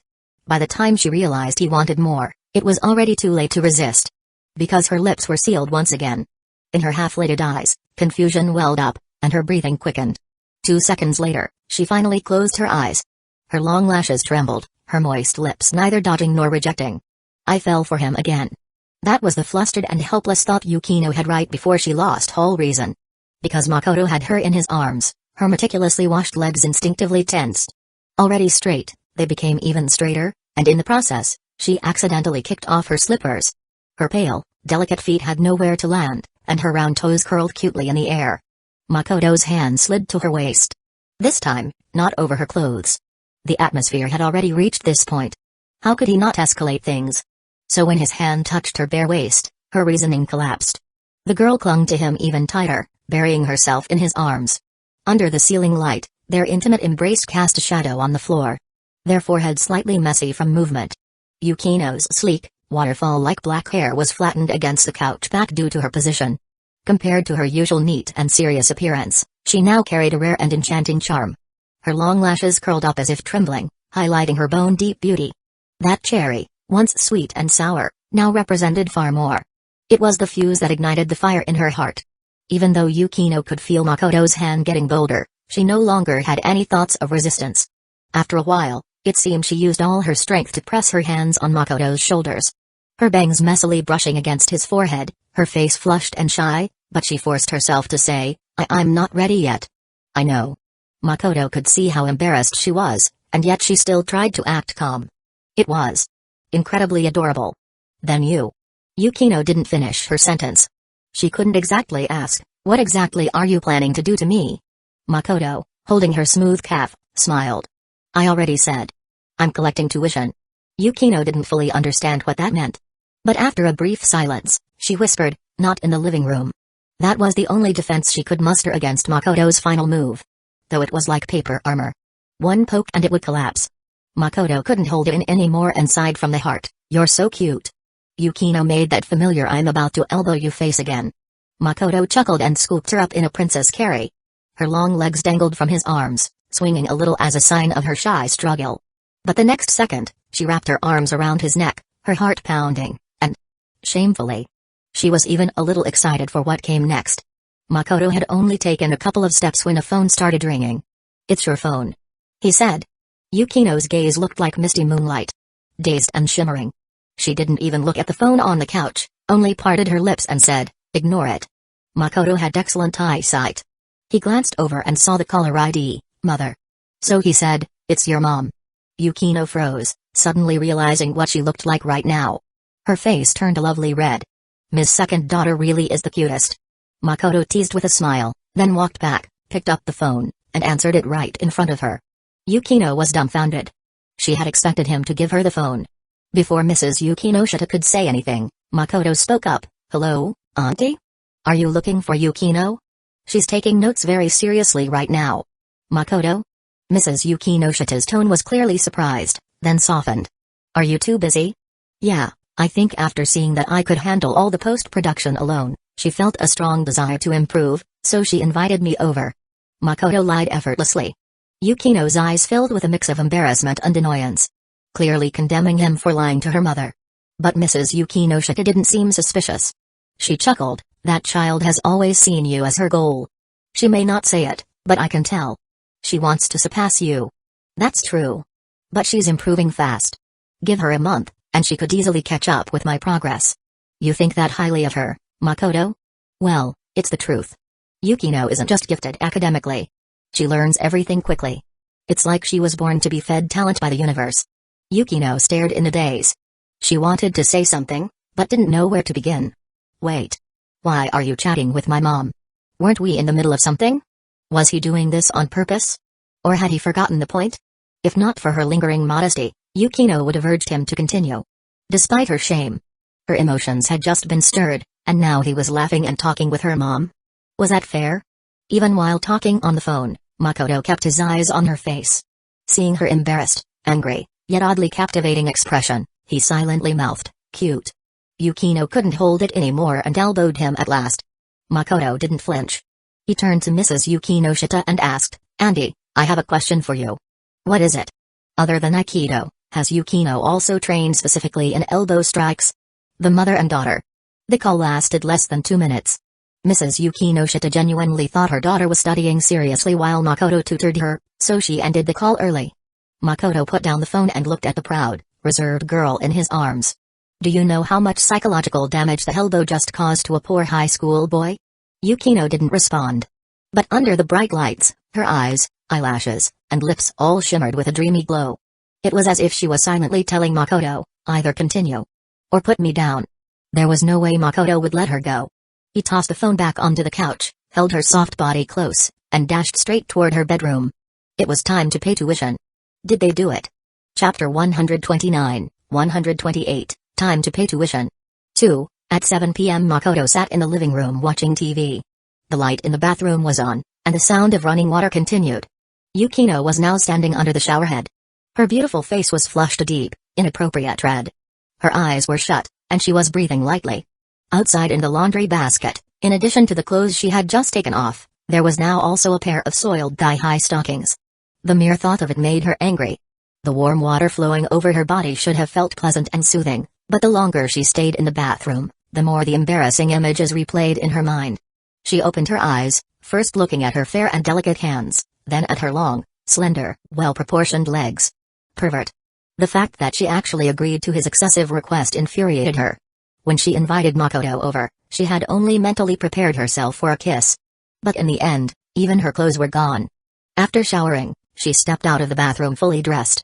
Makoto turned his head at the sound, and the moment their eyes met, Yukino glared at him. Still not had enough of staring? Not even close. Makoto shook his head. Yukino dared not continue that topic. She walked over and picked up the hairdryer, but Makoto's voice rang out, "Let me help you." This time, she didn't refuse. Sitting in front of the mirror, the hum of the dryer surrounded her. Her cheeks were still slightly flushed in the reflection, while he seriously helped dry her hair. Maybe because he was too calm while she had been flustered for so long, Yukino couldn't help but jab, "Does doing perverted things really put you in such a good mood? It's hard not to feel good." Makoto didn't even deny the pervert label this time. Yukino pursed her lips, vowing not to wash cherries for him again. But Makoto said, "Next month I'll bring some cherries over myself. Let's see if they taste better than today's." Yukino's face turned red.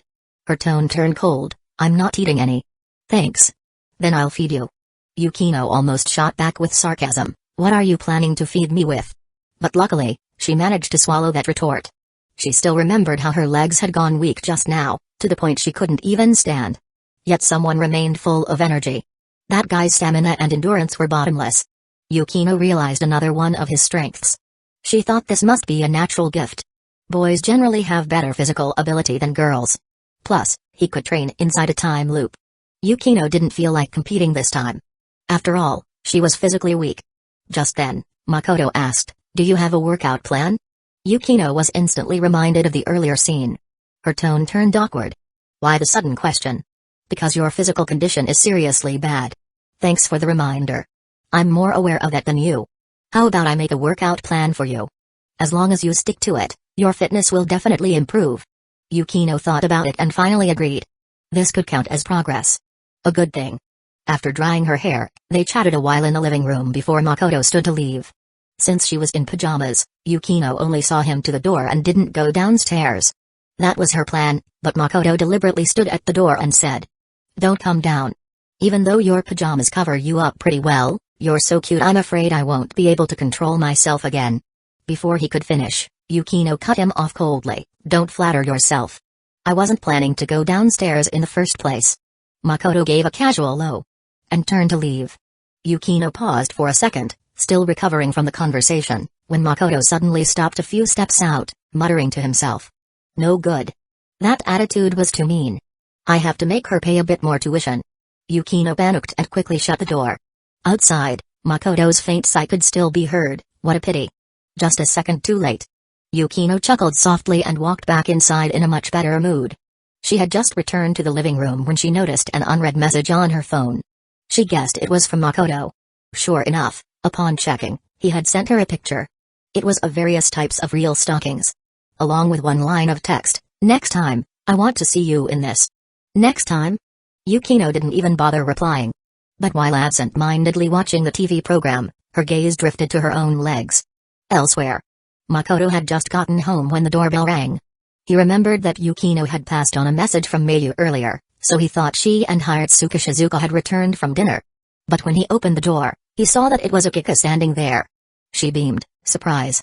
Makoto glanced at the bag in her hand. Akika's smile turned suggestive. It's my clothes. I had to work hard to deal with my sisters and sneak out. Makoto got the message. She wanted to stay the night. As soon as they entered the living room, she eagerly headed for the bedroom. As she walked, she turned back with a teasing tone. I'm sleeping in your room tonight. Makoto teased back, then you might not get any sleep. Akiko blushed and raised her chin slightly. We'll see who ends up winning. Great. I accept your challenge. Makoto replied, heading toward the bathroom. In his mind, he imagined if his little buddy could talk, it would say, son, you treat me so well. I'll follow you in the next life too. As the bathroom door closed, Akika's smile quickly faded, replaced by a suspicious look. She had just caught another scent on Makoto. This time she could confirm it 100%. It was the scent of Yukino's usual shampoo. That woman really couldn't behave. I let my guard down just a bit, and she made another move. Akiko looked around and guessed Yukino must have just left recently. Otherwise, the scent on Makoto wouldn't be this strong. It was overpowering Yukino's own fragrance. She opened her bag, which held not only a beautiful night dress but also a pair of black stockings she had borrowed from Miku. She had no choice. After school today, she had gone straight to an audition and didn't have time to buy new ones. So she borrowed Miku's black stockings while she wasn't paying attention. Nah NVM. So far only Mayu and Akika. Chapter 130, 129, This is the power of Nino. Since no one else was home, Makoto hadn't locked the bathroom door while bathing. As a result, he had barely soaked in the tub for 5 minutes when someone pushed open the bathroom door. Akika, now wearing the night dress and stockings, walked in with flushed cheeks. Her blushing was the instinctive shyness of a blooming young girl, but her gaze was bold and confident, her steps unwavering. She walked straight to the tub, not even trying to cover up. She even kept sneaking peeks into the water. What a reversal of roles. To be honest, being barged in on by a girl while bathing, especially when she's standing right there peeking, was a bit awkward. But Makoto didn't show any discomfort. He knew this was Akika's style of attack. That night at the Nakano home, he had undone the last shackle on Akika. Her formerly aggressive but defenseless style had now become solid defense. Of course, that only applied when the two were alone. If she had to face Yukino head-on, her defense still wouldn't hold up. Does this look good on me? Akika deliberately stood with her legs straight. The skin around her neck and shoulders, lit by the overhead light, looked as if it glowed. 100 points. I give it a full score. Makoto didn't hold back his praise. He also looked at her black stocking-clad legs, thinking she had even gone out of her way to bring stockings. But then Akika smiled brightly and said, I knew it would look good on me. These stockings are actually Miku's. Our sizes are pretty similar, so they fit just right. Huh? Makoto blinked. Akika shrugged it off and teased, what? Do you have a thing for Miku too? Hearing they're hers got you excited? Makoto ignored her teasing and asked with a weird expression, by borrowed, do you mean you took them without asking? Akika's eyes immediately shifted away. She mumbled, it's fine. I'll wash them and sneak them back later. She'll never know. Makoto's expression grew stranger, so does that mean I'm not allowed to rip them? Why would you rip them? Wait, are you actually into that kind of thing? Akika's eyes lit up with a strange sparkle. She raised her leg and stepped into the tub. Her entire outfit got soaked. She seemed to find this entertaining. Before Makoto could say anything, she leaned against the far side of the tub and, moving slowly through the water, lifted one leg. Too bad. Looks like your little fetish won't work tonight, she said playfully, placing her foot on Makoto's chest. Her beautiful face bloomed with a sultry smile that, in the steamy bathroom, looked both seductive and dazzling. She was clearly putting on a show. And doing a pretty good job. Of course, her acting was only part of it. The real driving force was the fire burning inside her. Makoto grabbed her soft little foot. Want me to go lock the door now? Makoto, are you shy? Eh? Akiko had been planning to tease him more, but Makoto pulled on her foot, and just like that night, she was drawn uncontrollably into his warm embrace.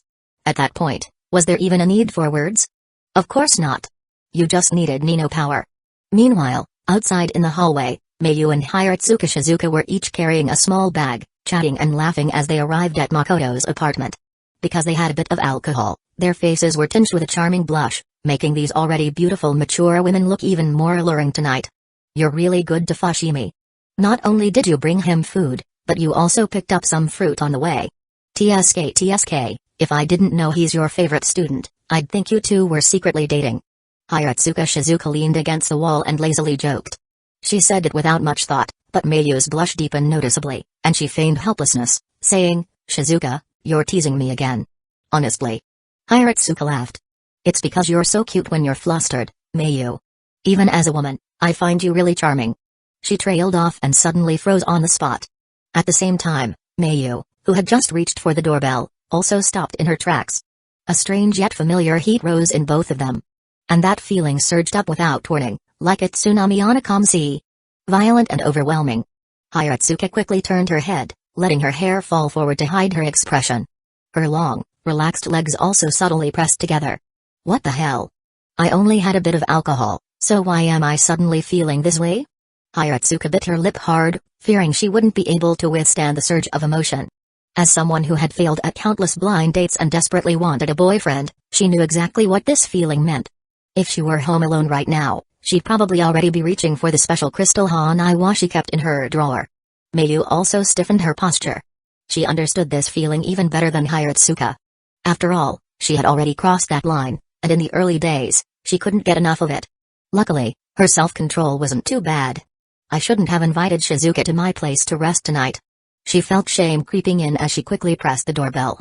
Her mind was a bit muddled and guilty, but her thoughts remained clear. Find an excuse to get her friend to leave quickly, so she could indulge herself freely. The only issue was, she hadn't showered yet and still had a hint of alcohol on her. Then the bathroom it is. Mayu blushed at her decision and began ringing the doorbell more rapidly. Inside the bathroom, Makoto and Akiko both heard the relentless doorbell and instinctively paused. It's so late. Who would be looking for you? Akiko's eyes were already hazy, her voice laced with sultriness. Makoto said, it's probably Mayu-sensei. She said earlier she and Hiratsuka-sensei would bring me a late-night snack after dinner. Mayu-sensei? Akiko instantly sobered up. She could deal with girls her own age. But facing the kind, beautiful Mayu? She had no clue how to respond. From her perspective, Mayu was a wonderful person who had promised to look out for her. Besides, everyone had a good impression of her. Even the mischievous Akiko couldn't bring herself to play tricks on the lovely teacher. Can you send her away? She bit her lip. She really didn't want to leave now. Probably not. You can tell just from how fast she's ringing the bell, said Makoto. Then what do we do? Should I hide in the bathroom and not come out? No. We relocated. To my room. Makoto immediately made the call. His gut told him the bathroom was not the place to linger. He scooped up Akiko and hurried to the bedroom, handing her a clean towel on the way. Relax, I'll handle it. Akiko nodded nervously. Makoto quickly dressed, drained the bathwater, and ran to the door with wet hair. When he opened it, he saw two mature women blushing with shifty eyes. Oh no. Nino's divine power. Makoto realized what had happened. Makoto, I brought you some food. And your place was out of fruit, right? I made sure to get some. Mayu said, trying to keep her composure, but her voice still trembled slightly. Thankfully, Hiratsuka Shizuka was currently operating with her little head in charge of the big one. She had lost her usual sharpness and was completely preoccupied thinking, I must hold it together. I must not embarrass myself. Because of this foggy state, she hadn't even realized she had the perfect excuse to escape. Let Makoto talk with Mayu while she went to Mayu's house to, say, practice her violin. So in this strange atmosphere, Hiratsuka followed Mayu into the house in a daze. Makoto also noticed something was off about them and spoke up. Did you two drink? No wonder you seem so sleepy. Sleepy? The two women exchanged glances for no reason and quickly looked away. They weren't sleepy. They were barely holding it in. Makoto pretended not to notice and offered, "Why don't you get some rest?" "Makoto, can I use your bathroom?" Mayu could no longer control herself and suddenly stood up. She didn't even give him a chance to reply and rushed into the bathroom with an odd gait. As soon as she left, Hiratsuka quietly let out a sigh of relief. She was truly afraid her best friend might notice something was wrong. That would be absolutely humiliating. As for Makoto still being here, Hiratsuka wasn't concerned. In her eyes, Makoto couldn't even kiss a girl without being forced by Yukino Shida, who had yanked his collar and practically pinned him down. How could such a rookie possibly notice her abnormal state? So Hiratsuka raised her flushed face, forcing her usual smile. "You don't have to worry about us, Makoto. No need for tea. I just need a moment to rest." Worried that this excuse wasn't enough, she added, "I really did drink too much today, sorry. I'll just borrow your sofa to lie down for a bit." "No problem. Please, rest all you like." Makoto nodded and turned off the TV with a remote. Hiratsuka thanked him softly and flopped onto the couch, pretending to rest with her eyes closed. Such terrible acting nearly made Makoto laugh. He glanced at the shut bathroom door and guessed that Mayu, overwhelmed by emotion and with Hiratsuka still in the house, wouldn't be coming out anytime soon. Only then did he return to the bedroom. As he opened the door, a familiar fragrance hit him. Akika immediately leapt into his arms. Her eyes burned, filled with an irresistible glimmer. "Where's Mayu-sensei?" She went to the bathroom. To reassure her, Makoto added, "They both drank tonight." Akika's voice lit up with excitement. "So you're saying they're basically drunk and will soon pass out?" "Maybe." Hey, where are your hands going?" While Makoto's brain was working in overdrive, Akika's hands were being less than innocent. When he looked down and met her burning gaze, he was shocked. "You still want to keep going?"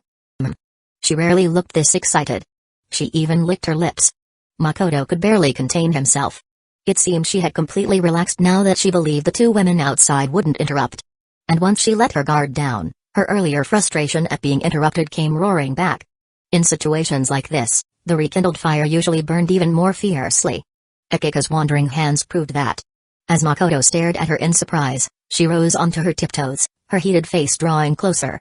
Then she said something that stunned Makoto, "This is kind of thrilling. If we're chasing excitement, let's go all the way." "Makoto, is this what Nino's divine power is?" Outside the room. Ever since Makoto returned to the bedroom, Hiratsuka found it harder and harder to keep herself under control. Her mind was turning to mush, and her body moved on its own. She stood up shakily and glanced toward the bathroom. No, Mayu's in there. Then she looked at the bedroom. No, Makoto is in there. Her remaining shred of reason was being consumed by the heat. She bit her lip and stumbled toward the empty guest room. She silently apologized to Makoto in her heart for barging in without permission. That last bit of rationality was soon devoured by the rising heat. With a bang, she slammed the guest room door shut. But since the room was rarely used, Makoto had left the lock disengaged for easy cleaning. So the heavy door bounced back slightly after hitting the frame. Hiratsuka collapsed onto the bed, her eyes full of shame and urgency. She kicked off her slippers, rolled across the bed, and pulled the blanket over herself. I mustn't make a sound. I have to hold it in. She didn't even notice that the door was slightly ajar, and her flushed face vanished beneath the covers. In the bathroom, Mayu, also blushing furiously, stared at the ceiling and murmured, "Why isn't Makoto coming to find me?" Chapter 131, 130, That was my first kiss. In the bedroom. Akika was now sound asleep on the bed. Just earlier, she had chosen the most daring path between safety and danger. And paid the price. She lost faster than ever before. After the overwhelming thrill, she quickly fell into a satisfied sleep. Makoto tucked her in, thinking this entire situation had gone completely off the rails. So much so that it nearly ended in disaster. Thankfully, he had relied on his instincts and changed location in time. Otherwise, the bathroom would have been packed to the brim by now. He stepped out of the bedroom fully dressed. From this angle, he could see a figure resting on the sofa. He thought Hiratsuka Shizuka had fallen asleep there and inwardly admired the self-control of this older single woman. They were already on the verge of going too far, yet she managed to hold herself back. What a formidable woman. Makoto was about to grab a blanket to cover Hiratsuka Shizuka so she wouldn't catch a cold, but when he turned his head, he saw that the guest room door was slightly ajar. Although the light inside wasn't on, the glow from the living room allowed him to see a vague figure on the bed, the blanket curled up around them. So Matsuke-sensei isn't in the bathroom? Makoto glanced at the bathroom. Sure enough, the door was open, and the light was off. He thought for a moment, then decided to check on Mayu in the guest room. What he didn't know was that earlier, After waiting in the bathroom for a while and seeing he didn't came to find her, Mayu had handled things on her own. Although it hadn't been particularly satisfying, it did help her relax a little. As the alcohol began to take effect, she left the bathroom and, seeing no one in the living room, intended to rest on the sofa. But under the influence of alcohol, she eventually dozed off. From Makoto's angle, the side of the sofa wasn't visible. Since he had seen Hiratsuka Shizuka resting there earlier, he naturally assumed the figure now was still her. And since the situation in the guest room drew his full attention, he planned to get the blanket for Hiratsuka later and instead walked straight into the half-open guest room. Just as he stepped in, he heard a low, ragged breathing sound. It made him feel a little awkward. He had been held up by Akika earlier, which ended up forcing Mayu to take care of things herself. He didn't even bother to conceal his footsteps as he approached the bed, yet the person on it didn't react at all. Clearly, she was still in the mood. But when Makoto bent down to check on Mayu, the figure suddenly turned toward him. In that instant, alarms went off in Makoto's mind. Because when the figure turned, the blanket shifted. And the scent that wafted out was clearly not the perfume Mayu usually wore. The moment their eyes met, Makoto's suspicions were confirmed. The person lying on the bed was none other than Hiratsuka Shizuka. But that wasn't the main point. What mattered was the look on her face. Unnaturally flushed, eyes glazed with allure, her breathing ragged and heavy. Sweat beaded on her forehead, neck, and face, dampening her hair. Her women's blazer was nowhere in sight. She was only wearing a dark long-sleeved shirt, which had already ridden up. Her black slacks lay discarded beside her. The shapely, smooth legs she always kept hidden were now on full display. Long and slender, emphasizing the mature curves of her body. Makoto couldn't help but recall a line often joked about online, "That auntie over there is still very charming, huh?" With Hiratsuka Shizuka's figure, though, still charming was an understatement. It was more like her charm hit you full force. Realizing his mistake, Makoto was about to back away and try to fix the situation, but Hiratsuka, still dazed, reached out toward him. The next moment, she grabbed his collar. Who knew where she got the strength, but even in this state, she pulled Makoto toward her. Granted, Makoto wasn't on guard against her, and he didn't resist, so it was easy for her to pull him. But the strength in that slender arm did remind Makoto of the infamous phrase, Shizuka's iron fist. In the blink of an eye, he was enveloped in her intoxicating scent and pulled into her embrace. Events always took a turn when you least expected it. Just moments ago, everything was fine. Now, things were spiraling. At this point, the guest room was far more dangerous than the bedroom had been. Makoto couldn't help but call out, "Hiratsuka-sensei." But before he could finish his sentence, she wrapped an arm around his waist and kissed him forcefully. Was this repression? No, this was repression that had gone on for far too long. Makoto recalled her repeated failures at matchmaking events. Never able to find someone to marry.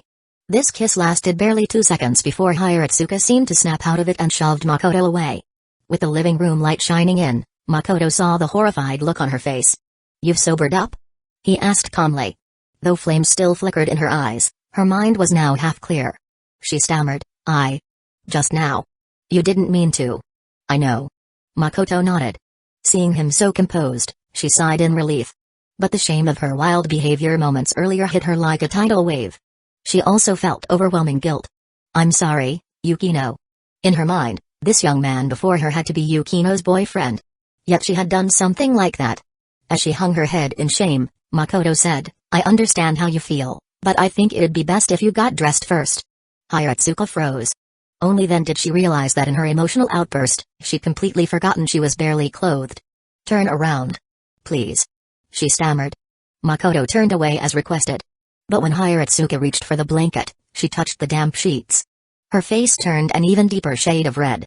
Makoto stepped off the bed and spoke in his usual calm tone. "Don't worry.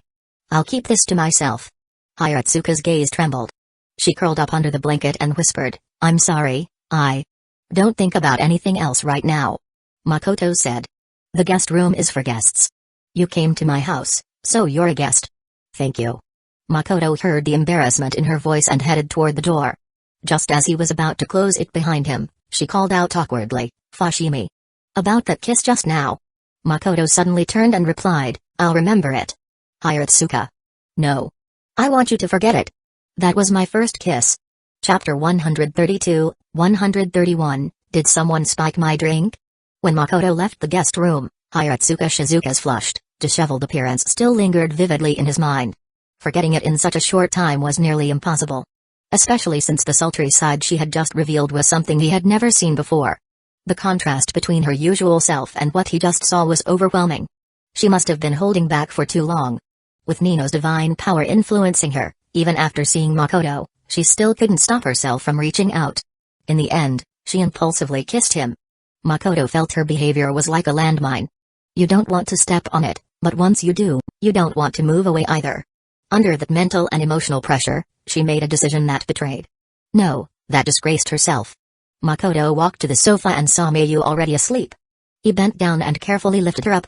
At the same time, the guest room door opened. Hiratsuka Shizuka stepped out, her face still flushed red. She quickly glanced at Makoto, then looked away, awkwardly trying to make small talk. Mayu's asleep? Makoto nodded. Still avoiding eye contact, Hiratsuka explained, she only had one beer today, but she's not a drinker, so once the alcohol hit, she fell asleep quickly. I figured. Alright, let's head over. Knowing this was her most awkward moment, Makoto didn't say much. He carried Mayu out the door. As for her house key, that wasn't a problem. They had already shared everything with each other. He knew her key was in the inner pocket of her handbag. They left one after the other. Makoto said nothing the whole way, hoping time would ease Hiratsuka's embarrassment. But just as he opened Matsuke's door and was about to help her change shoes, Hiratsuka quietly asked, Fushimi, I have a question. Later. Makoto replied. She instinctively nodded. Then realized just how guilty she felt. The awkwardness deepened. They had met many times before and even chatted together, but they had never interacted like this. He was calm, while she was timid. Given their age and roles, the dynamic should have been the reverse. Hiratsuka knew she looked pathetic, but she had no confidence to push back. She even thought, earlier, she was down to just a long-sleeved shirt that had ridden up. With the living room lights, Makoto must have seen everything. So basically, he'd seen her completely. And she didn't even have the right to be mad about it. After all, tonight's whole fiasco had been her doing. And I even messed up his sheets. Hiratsuka didn't dare imagine what Makoto's mood would be like when he had to clean the guest room. Makoto carried Mayu into her bedroom. As he placed her on the bed, he noticed her steady breathing suddenly go uneven. Huh? She's faking? No. She must have woken up on the way. He looked up while picking up the blanket. And sure enough, their eyes met. She raised a finger to her lips and made a SHH gesture. Makoto glanced at the half-closed door and whispered, When did you wake up? When you opened the door. Mayu said shyly. Then, blushing, she tugged on Makoto's sleeve and blinked. Can you stay for a while? Makoto understood immediately. She wanted more real experience. But he pointed out the key issue, Hiratsuka-sensei is staying here too. She usually sleeps in the guest room.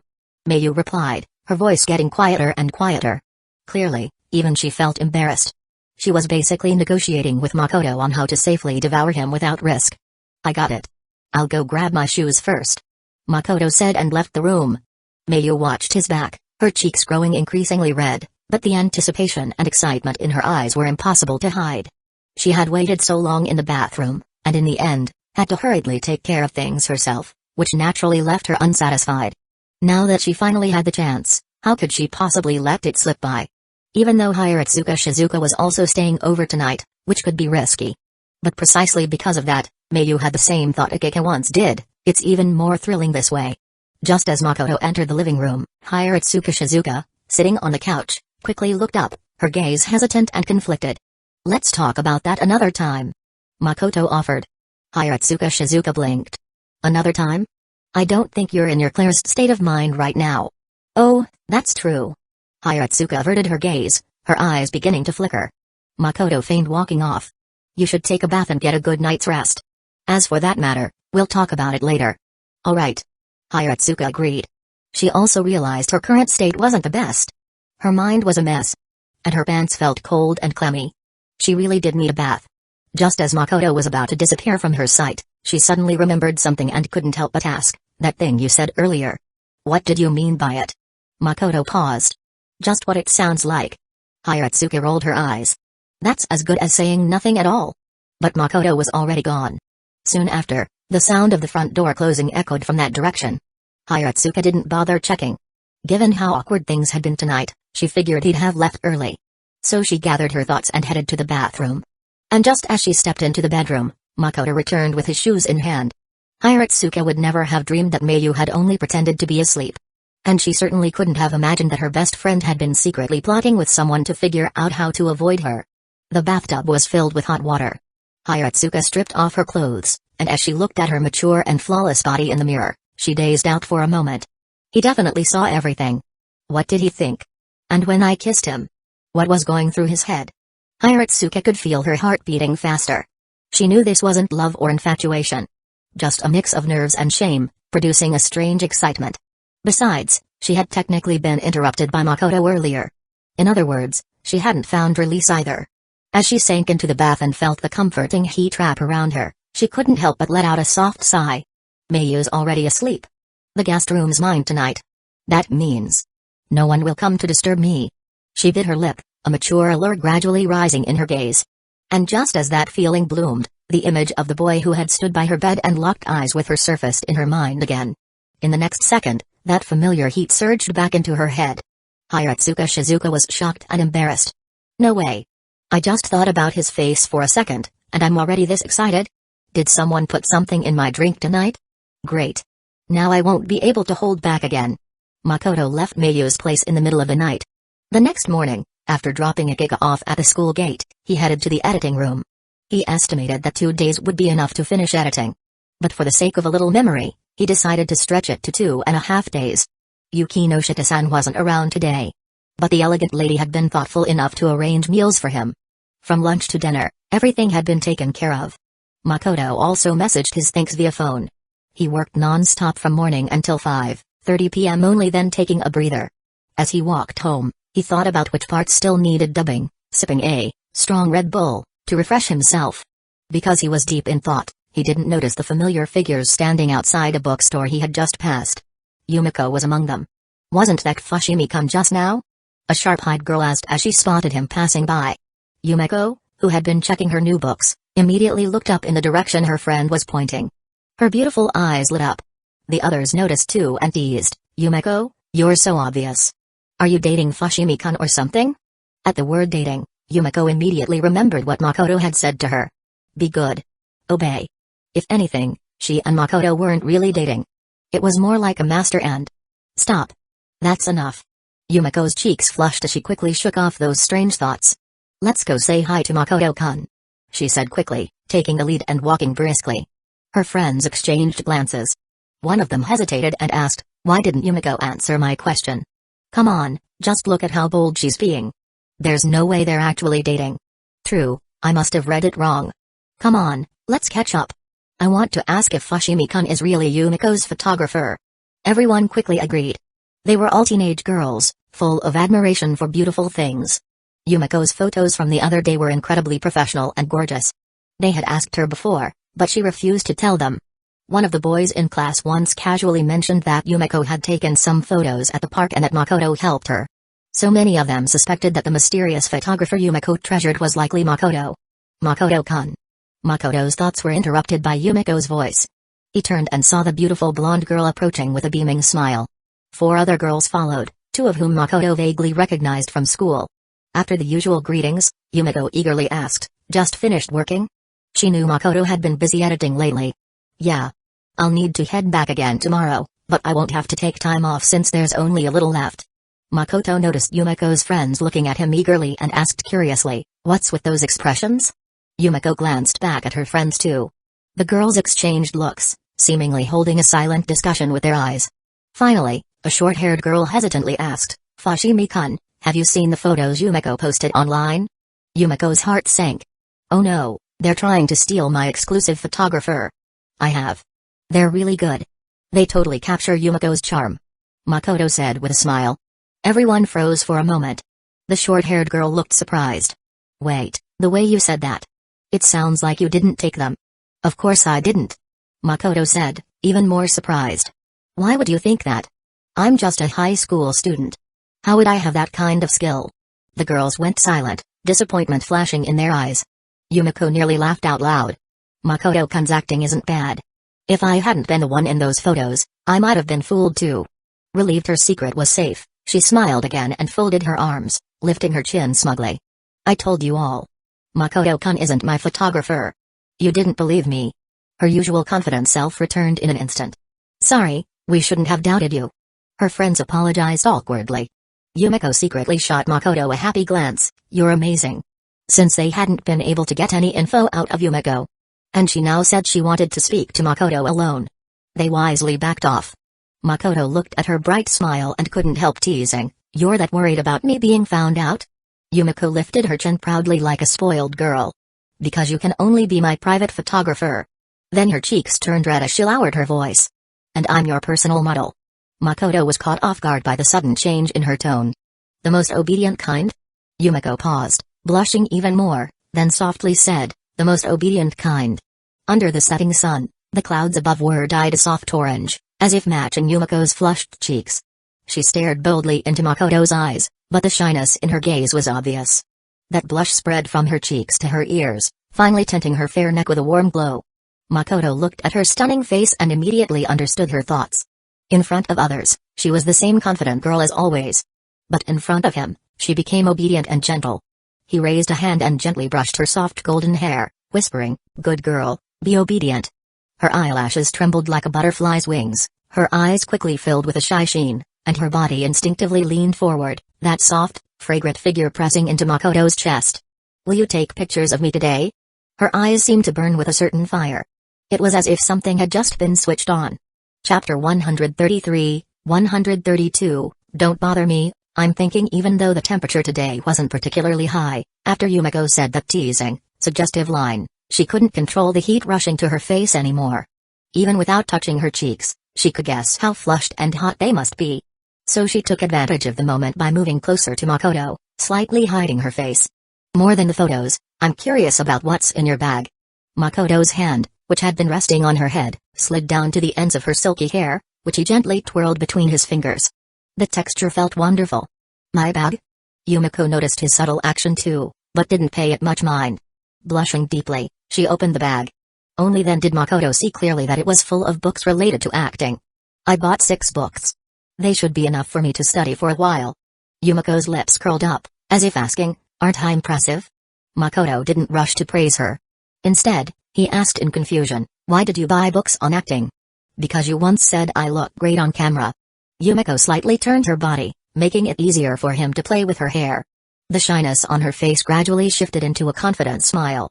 "I've always been keeping an eye on your club's account." Makoto suddenly understood. That account mostly posted updates about Akika. And now that Yumiko had specifically brought up the word follow, the answer was obvious.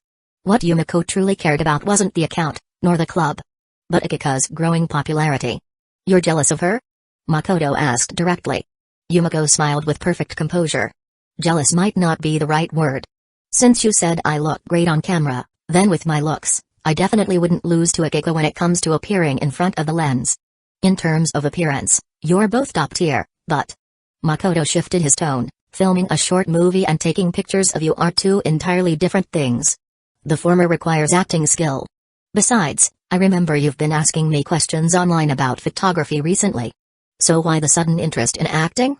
Instead of answering, Yumiko countered, "Your club will keep making short films in the future, right?" "We might, or we might not." Makoto answered honestly. "Which means it's still a possibility. If I become an actress for your club, I can prove to you that I might not be any worse than Akika." "I see." Makoto could tell her mindset had changed. With Akika's popularity rising rapidly and the two spending a lot of time filming together, Yumiko clearly noticed it all. It would be impossible for her not to feel anything. Besides, Yumiko and he had a peculiar sort of safe word, obey. She wanted to spend more time with Makoto, but she also didn't want to appear idle. Especially with Akika as a reference point, Yumiko wanted to be seen as helpful too. And since she remembered him praising her looks more than once, she made up her mind to become his actress. "What do you think of my idea, Makoto-kun?" she asked, full of anticipation. Makoto met her captivating gaze and responded earnestly, "With your looks, it's certainly not a problem. But if you just want to help, I think you might want to consider a different path." "What kind of path?" "How about learning photography? With your enthusiasm, as long as the club is working on anything, you'd be able to contribute meaningfully." Yumiko looked visibly surprised. "Why would you use the word enthusiastic to describe me?" Makoto replied, "Because we've known each other for a while now." Yumiko looked slightly awkward. She was indeed the type to gladly lend a hand. Even with someone she only kind of knew, like Atsuki, if the latter were in trouble, she wouldn't mind helping. But now that Makoto was spelling it out like this, she couldn't help but feel a little embarrassed. After all, at school, classmates secretly called her the queen. Makoto was quietly observing her emotional shifts. He was serious about suggesting she switch paths. Akiko had an overwhelming amount of talent in acting. So much that even if Yumiko worked hard, she wouldn't be able to catch up. To avoid Yumiko being discouraged in the end, he suggested she take a different route. Yumiko genuinely wanted to help. And she also genuinely wanted to compete. But the truth was, Akiko was basically a monster with maxed out talent and potential in acting. Even someone like Yukino wouldn't be able to match her. I've got it. Suddenly, Yumiko clenched her small fists with excitement, her eyes burning as she stared at Makoto. If I become a photographer, I can take photos of you. Makoto. Thanks for the suggestion. I've decided to change direction. Yumiko grew more excited with each word, and her eyes were just as fiery as before. Makoto, as long as you're happy. Even though Yumiko's motivation was a little unusual, at least she wouldn't be competing with Akiko in acting anymore. Then Yumiko glanced at the books she had just bought and muttered to herself, looks like I bought these for nothing. Makoto was just about to say something when she suddenly came up with an idea. Right, I can give them to Akiko. We're all going to be collaborators in the same club anyway. It'll be a good way to get to know her. With the decision made, Makoto accompanied her to the bookstore again. This time, following his advice, she only bought 2 books. These 2 are enough to build your foundation. I'll help you organize the other topics and probably send them to you tonight. Thanks. They strolled around the streets for a while before Yumiko took her leave. She was at a stage full of motivation, eager to start her journey toward becoming a photography master. If she became a photography master, she could make Makoto her model. Then no matter what kind of shoot she wanted to do, or what kind of clothes she wanted Makoto to wear, it would all be up to her. The very thought of it excited her. This kind of emotional state, Makoto usually referred to as, she's in deep. In the following days, Makoto stayed focused on his main tasks. After finishing the editing and dubbing work, he had originally planned to jump right into tutoring the Nakano sisters. But the 5 sisters had a group discussion and unanimously decided that it was too exhausting for him to keep going without rest. They suggested he take a few days off. Though Makoto felt fine, he agreed under their persistent request. In June, the short film officially entered its promotional phase. Not only did Makoto and his group promote it on their own accounts, but even Mrs. Yukino Shida, after watching the final cut, called him personally to say she had asked her friends to help boost it. Makoto-kun, you don't need to worry about the promotions. Leave it to me. I really liked your short film. Actually, a few of my friends liked it too. When they found out your age, they wanted to meet you. But I turned them down for you. Mrs. Yukino Shida's voice over the phone was incredibly gentle, like that of a refined, nurturing housewife. Makoto sincerely expressed his gratitude. But when she mentioned her friends wanting to meet him, his thoughts did take a slight turn. Given Mrs. Yukino Shida's status, her friends were surely all wealthy housewives. And when one thinks of wealthy housewives, that famous meme comes to mind, the symbolic meaning of steel wool is patience and luxury. That afternoon after school, Makoto headed straight home with a bag of test papers. Mayu had delivered them, after hearing that he wanted to test the Nakano sisters' progress. Earlier in the day, she had called him into the office for a casual chat. With Hiratsuka Shizuka sitting nearby. That mature young woman, who had recently gotten herself tangled in a misunderstanding with him, acted calm and composed throughout the whole meeting, as if nothing had happened. But as Makoto was about to leave, he suddenly turned his head and glanced at her. And with that single glance, Hiratsuka Shizuka blushed. To that, Makoto's only thought was, even though she's past her fresh girl expiration date, she's still pretty cute. Not long after he got home, the doorbell rang. It was Yutaha. She was carrying a bag with a tablet in it. Clearly here to learn. In the proper sense of the word. I also promoted your short film on my social media. It might not help much, but at least it'll reach more people. After sitting down in the living room, Yutaha naturally started up a conversation. Thanks. Makoto said as he poured her a cup of tea.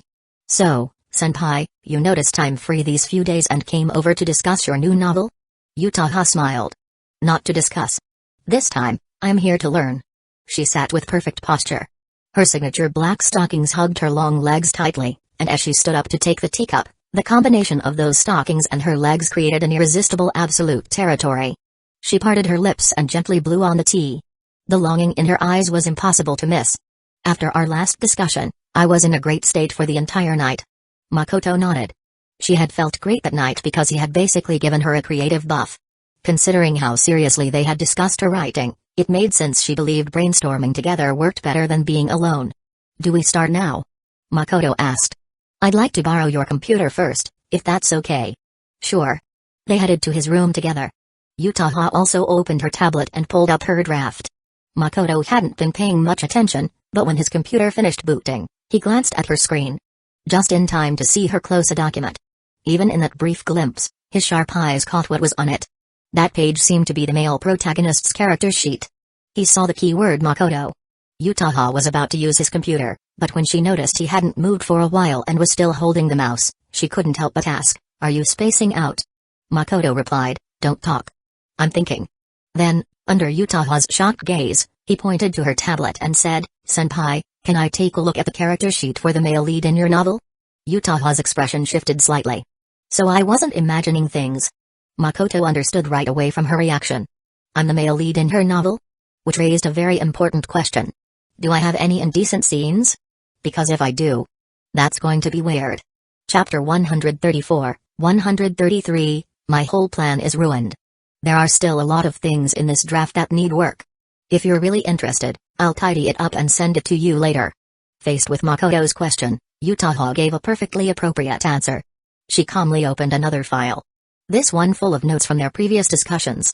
She was trying to steer the conversation elsewhere. But Makoto's curiosity was already fully ignited. There was no way he'd let it go.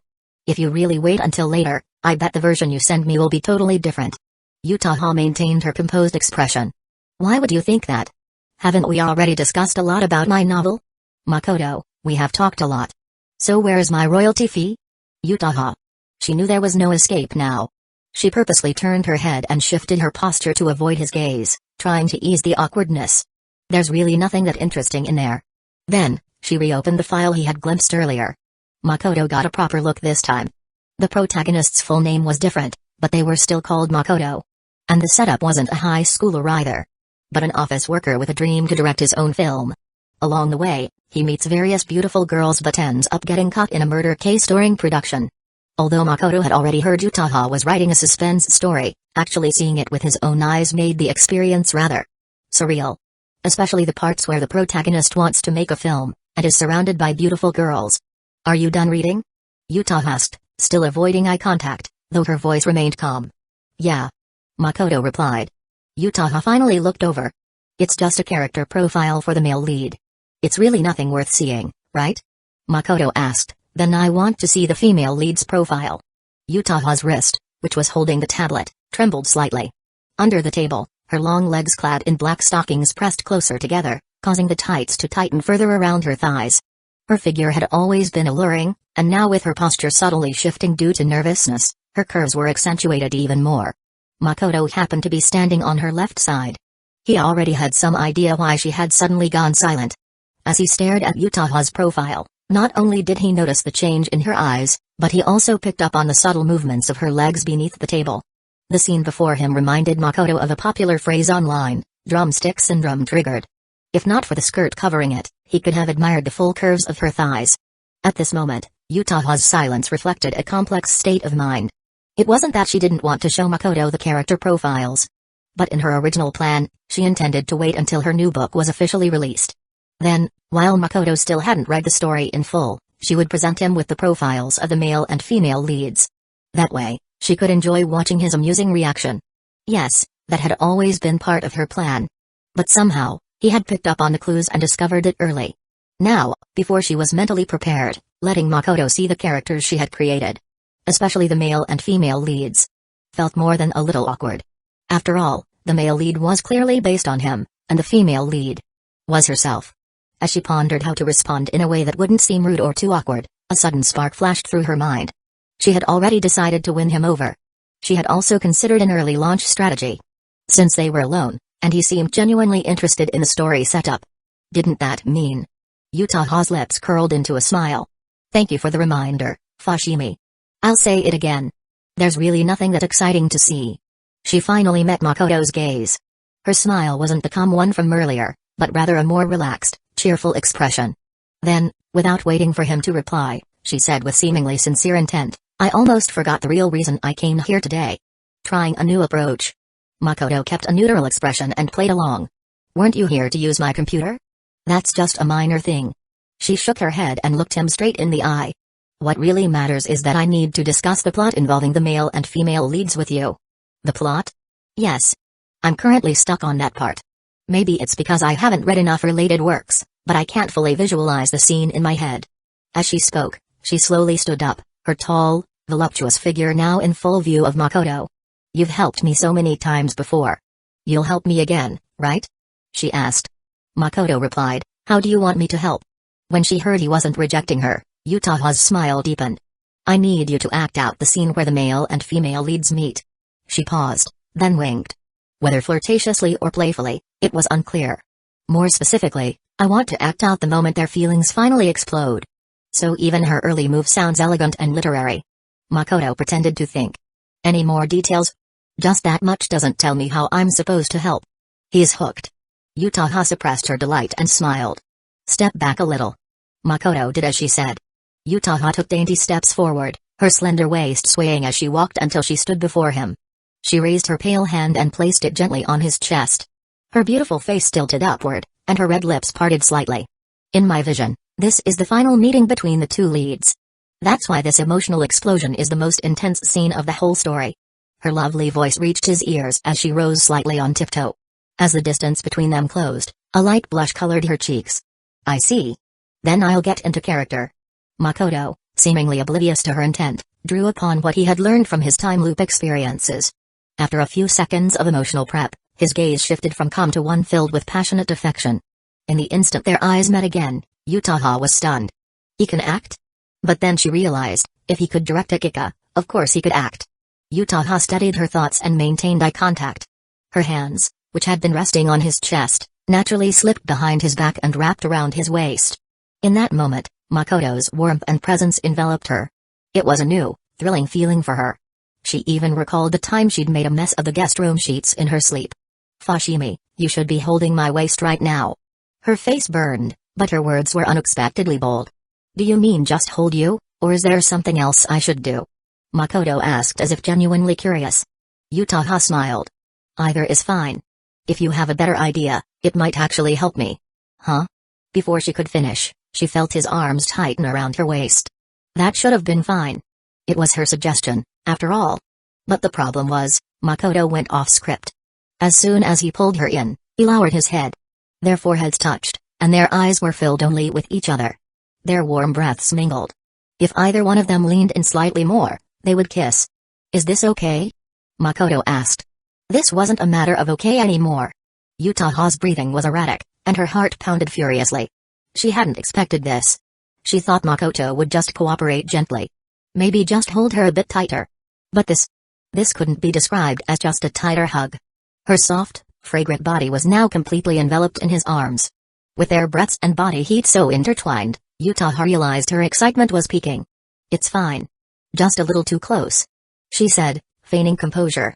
She thought he hadn't seen through her, and she still wanted to continue acting. But Makoto immediately stepped back to their previous distance. Got it. Let's keep it like this then. Utaha's expression stiffened. Her hands slowly slid up from his waist to his shoulders. Then suddenly pushed. Who let you make that decision? Come back. And so, the two of them returned to the intimate forehead-touching pose. Makoto suddenly laughed. Utaha was still trying to figure out how to explain her behavior when she heard his chuckle and saw the amusement in his eyes. She couldn't help but ask, what are you laughing at? Makoto's arms tightened slightly around her waist as he whispered, I was just wondering. If this scene is so intimate, does that mean there's a kiss scene too? Utaha was shy. But her pride refused to let her back down. And besides, this whole setup was her idea. She believed Makoto had already fallen into her trap. Though, admittedly, they were standing very close. She could feel the warmth of every breath he exhaled. And she couldn't stop thinking about the embarrassing dream she had in his guest room. With such overwhelming intimacy and tension, it was almost impossible not to recall that shameful night. Even without Nino's divine intervention this time, her eyes were already glimmering with a seductive haze. Her cheeks were flushed, lashes trembling, yet she tried to maintain a casual tone. Of course there's a kiss. I told you, it's the emotional climax of the story. Makoto asked, then should I keep improvising? Utaha instinctively responded, of course you can. Huh? She was suddenly kissed. Makoto wasn't pretending anymore. He had made his move. She said go ahead. So he did. Swiftly and decisively. Utaha's beautiful eyes widened in shock. No. This was supposed to happen later. And only after I had completely seduced him. The plan's totally off the rails. You get what you asked for. Chapter 135, 134, I'm the prey after all, everything's a mess. This wasn't how it was supposed to go. Utaha no longer had her composed demeanor from just moments ago. Now, the blush on her cheeks was real. The shame and irritation in her eyes were real too. She truly hadn't expected Makoto to kiss her. Not that she hated it. After all, in her plan, her first kiss was meant to be given to him eventually. But not now. Now everything has gone out of order.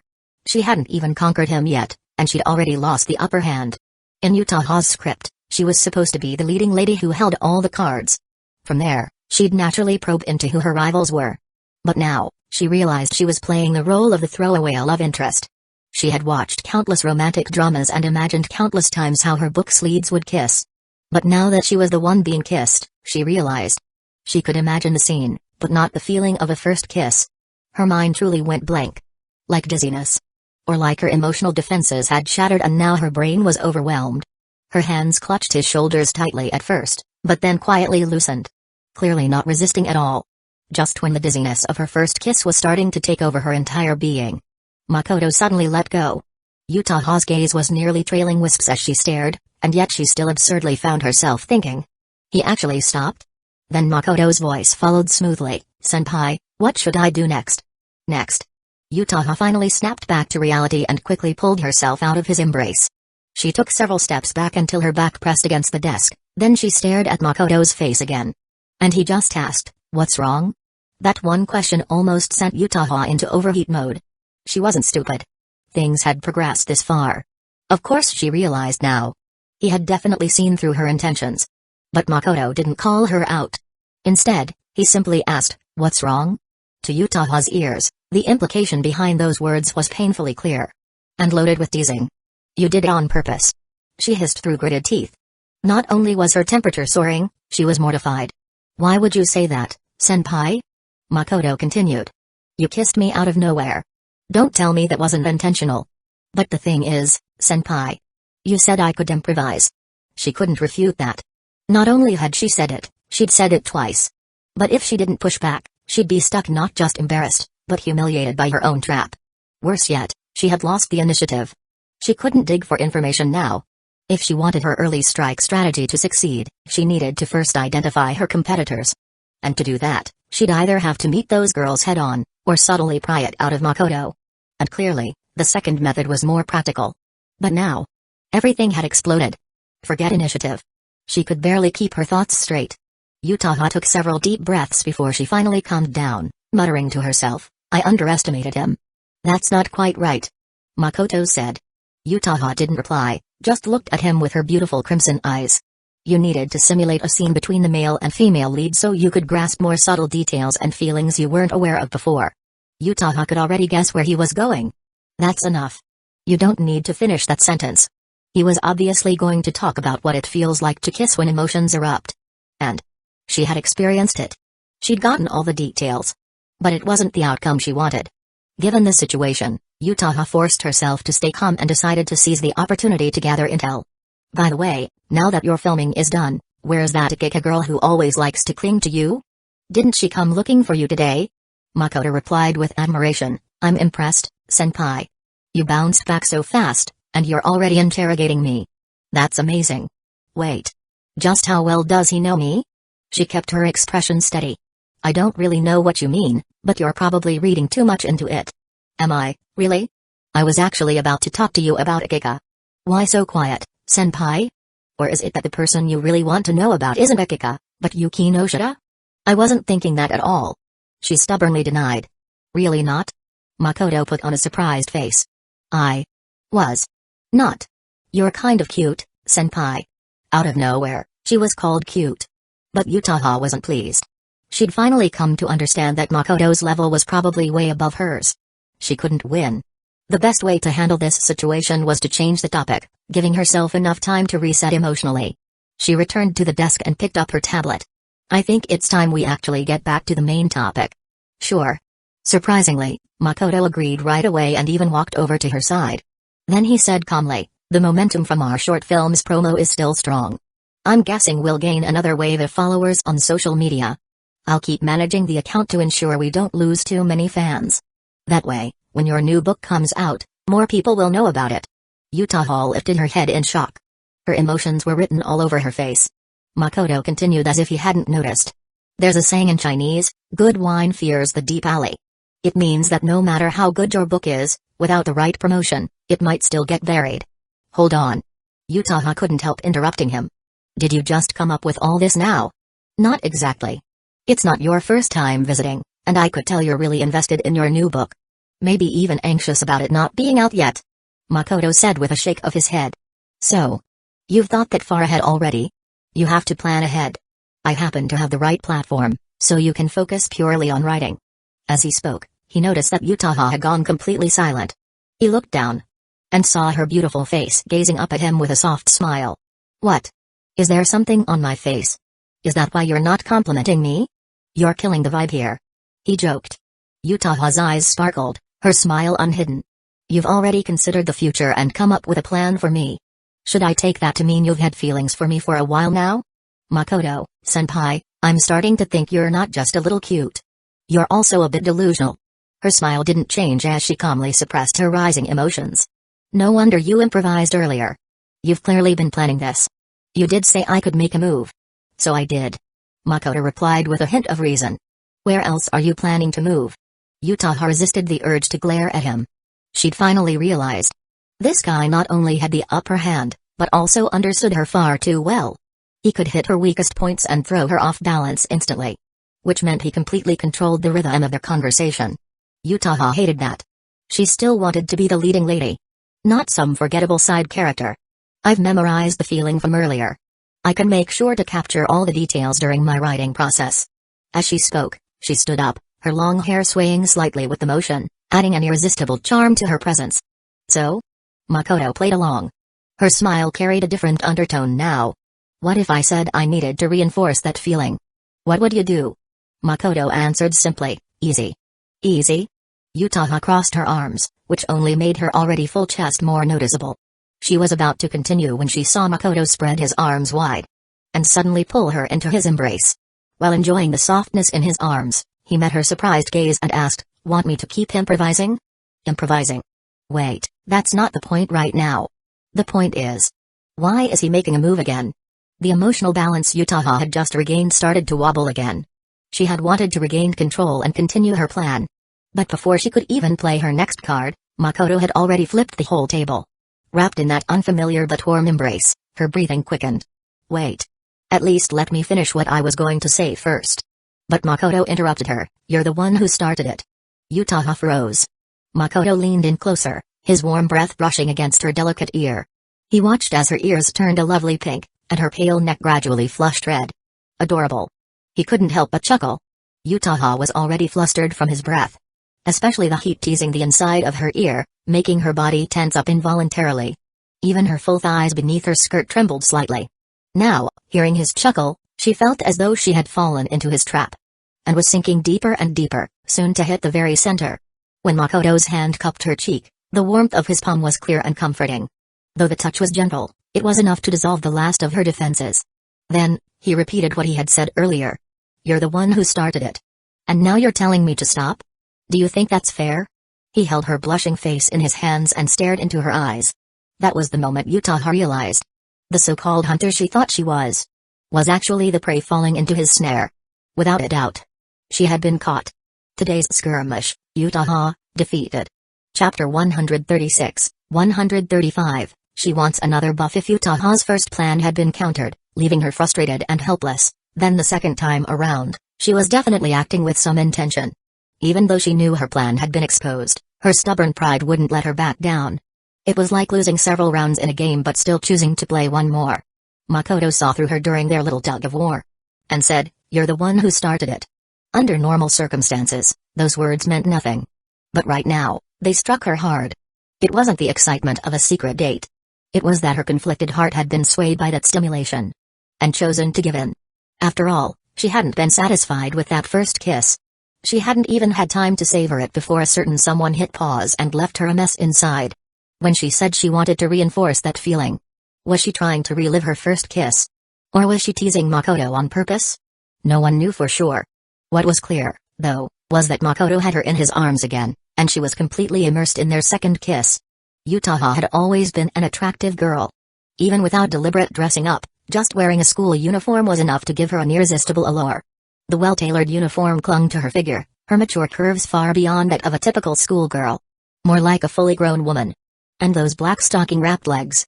Now, with her face flushed red, eyes closed in response, and her tall, supple body pressing tightly into Makoto's embrace. Combined with her slim, delicate waist. It was almost impossible not to want to wrap her up. After a moment, Makoto finally let go of the black-stockinged upperclassman in his arms. And she nearly collapsed, her legs going weak. Fortunately, Makoto still had his arm around her slender waist, sparing her the embarrassment of falling over. "You did that on purpose." Yutaha panted softly, biting her lip as she pointed out the truth. But at this moment, she truly had no strength left, which even she found surprising and strange. She had clearly prepared herself this time, thinking that since they had just kissed earlier, doing it again would help satisfy the burning desire in her heart. Yet when she was actually kissed, she found herself dazed and completely immersed in it. Only when Makoto let go of her did she realize her legs had gone weak. That was when she finally snapped out of it. "Since you understand now, senpai, why didn't you refuse me earlier?" Makoto asked deliberately with a smile.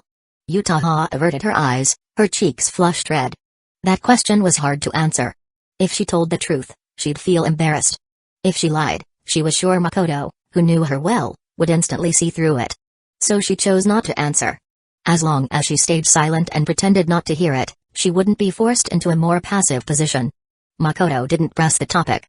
His gaze dropped to her long, beautiful legs as he asked seriously, "Senpai, you seem to really like wearing black stockings?" Yutaha perked up at that, as if she had found an opening to strike back. Her tone turned playful as she replied, "That question reminds me of something." "Oh? What is it?" "If my observation is correct, I believe you've secretly stared at my legs before." "That wasn't secretly." "Oh? Still denying it now?" "I've thought it over carefully.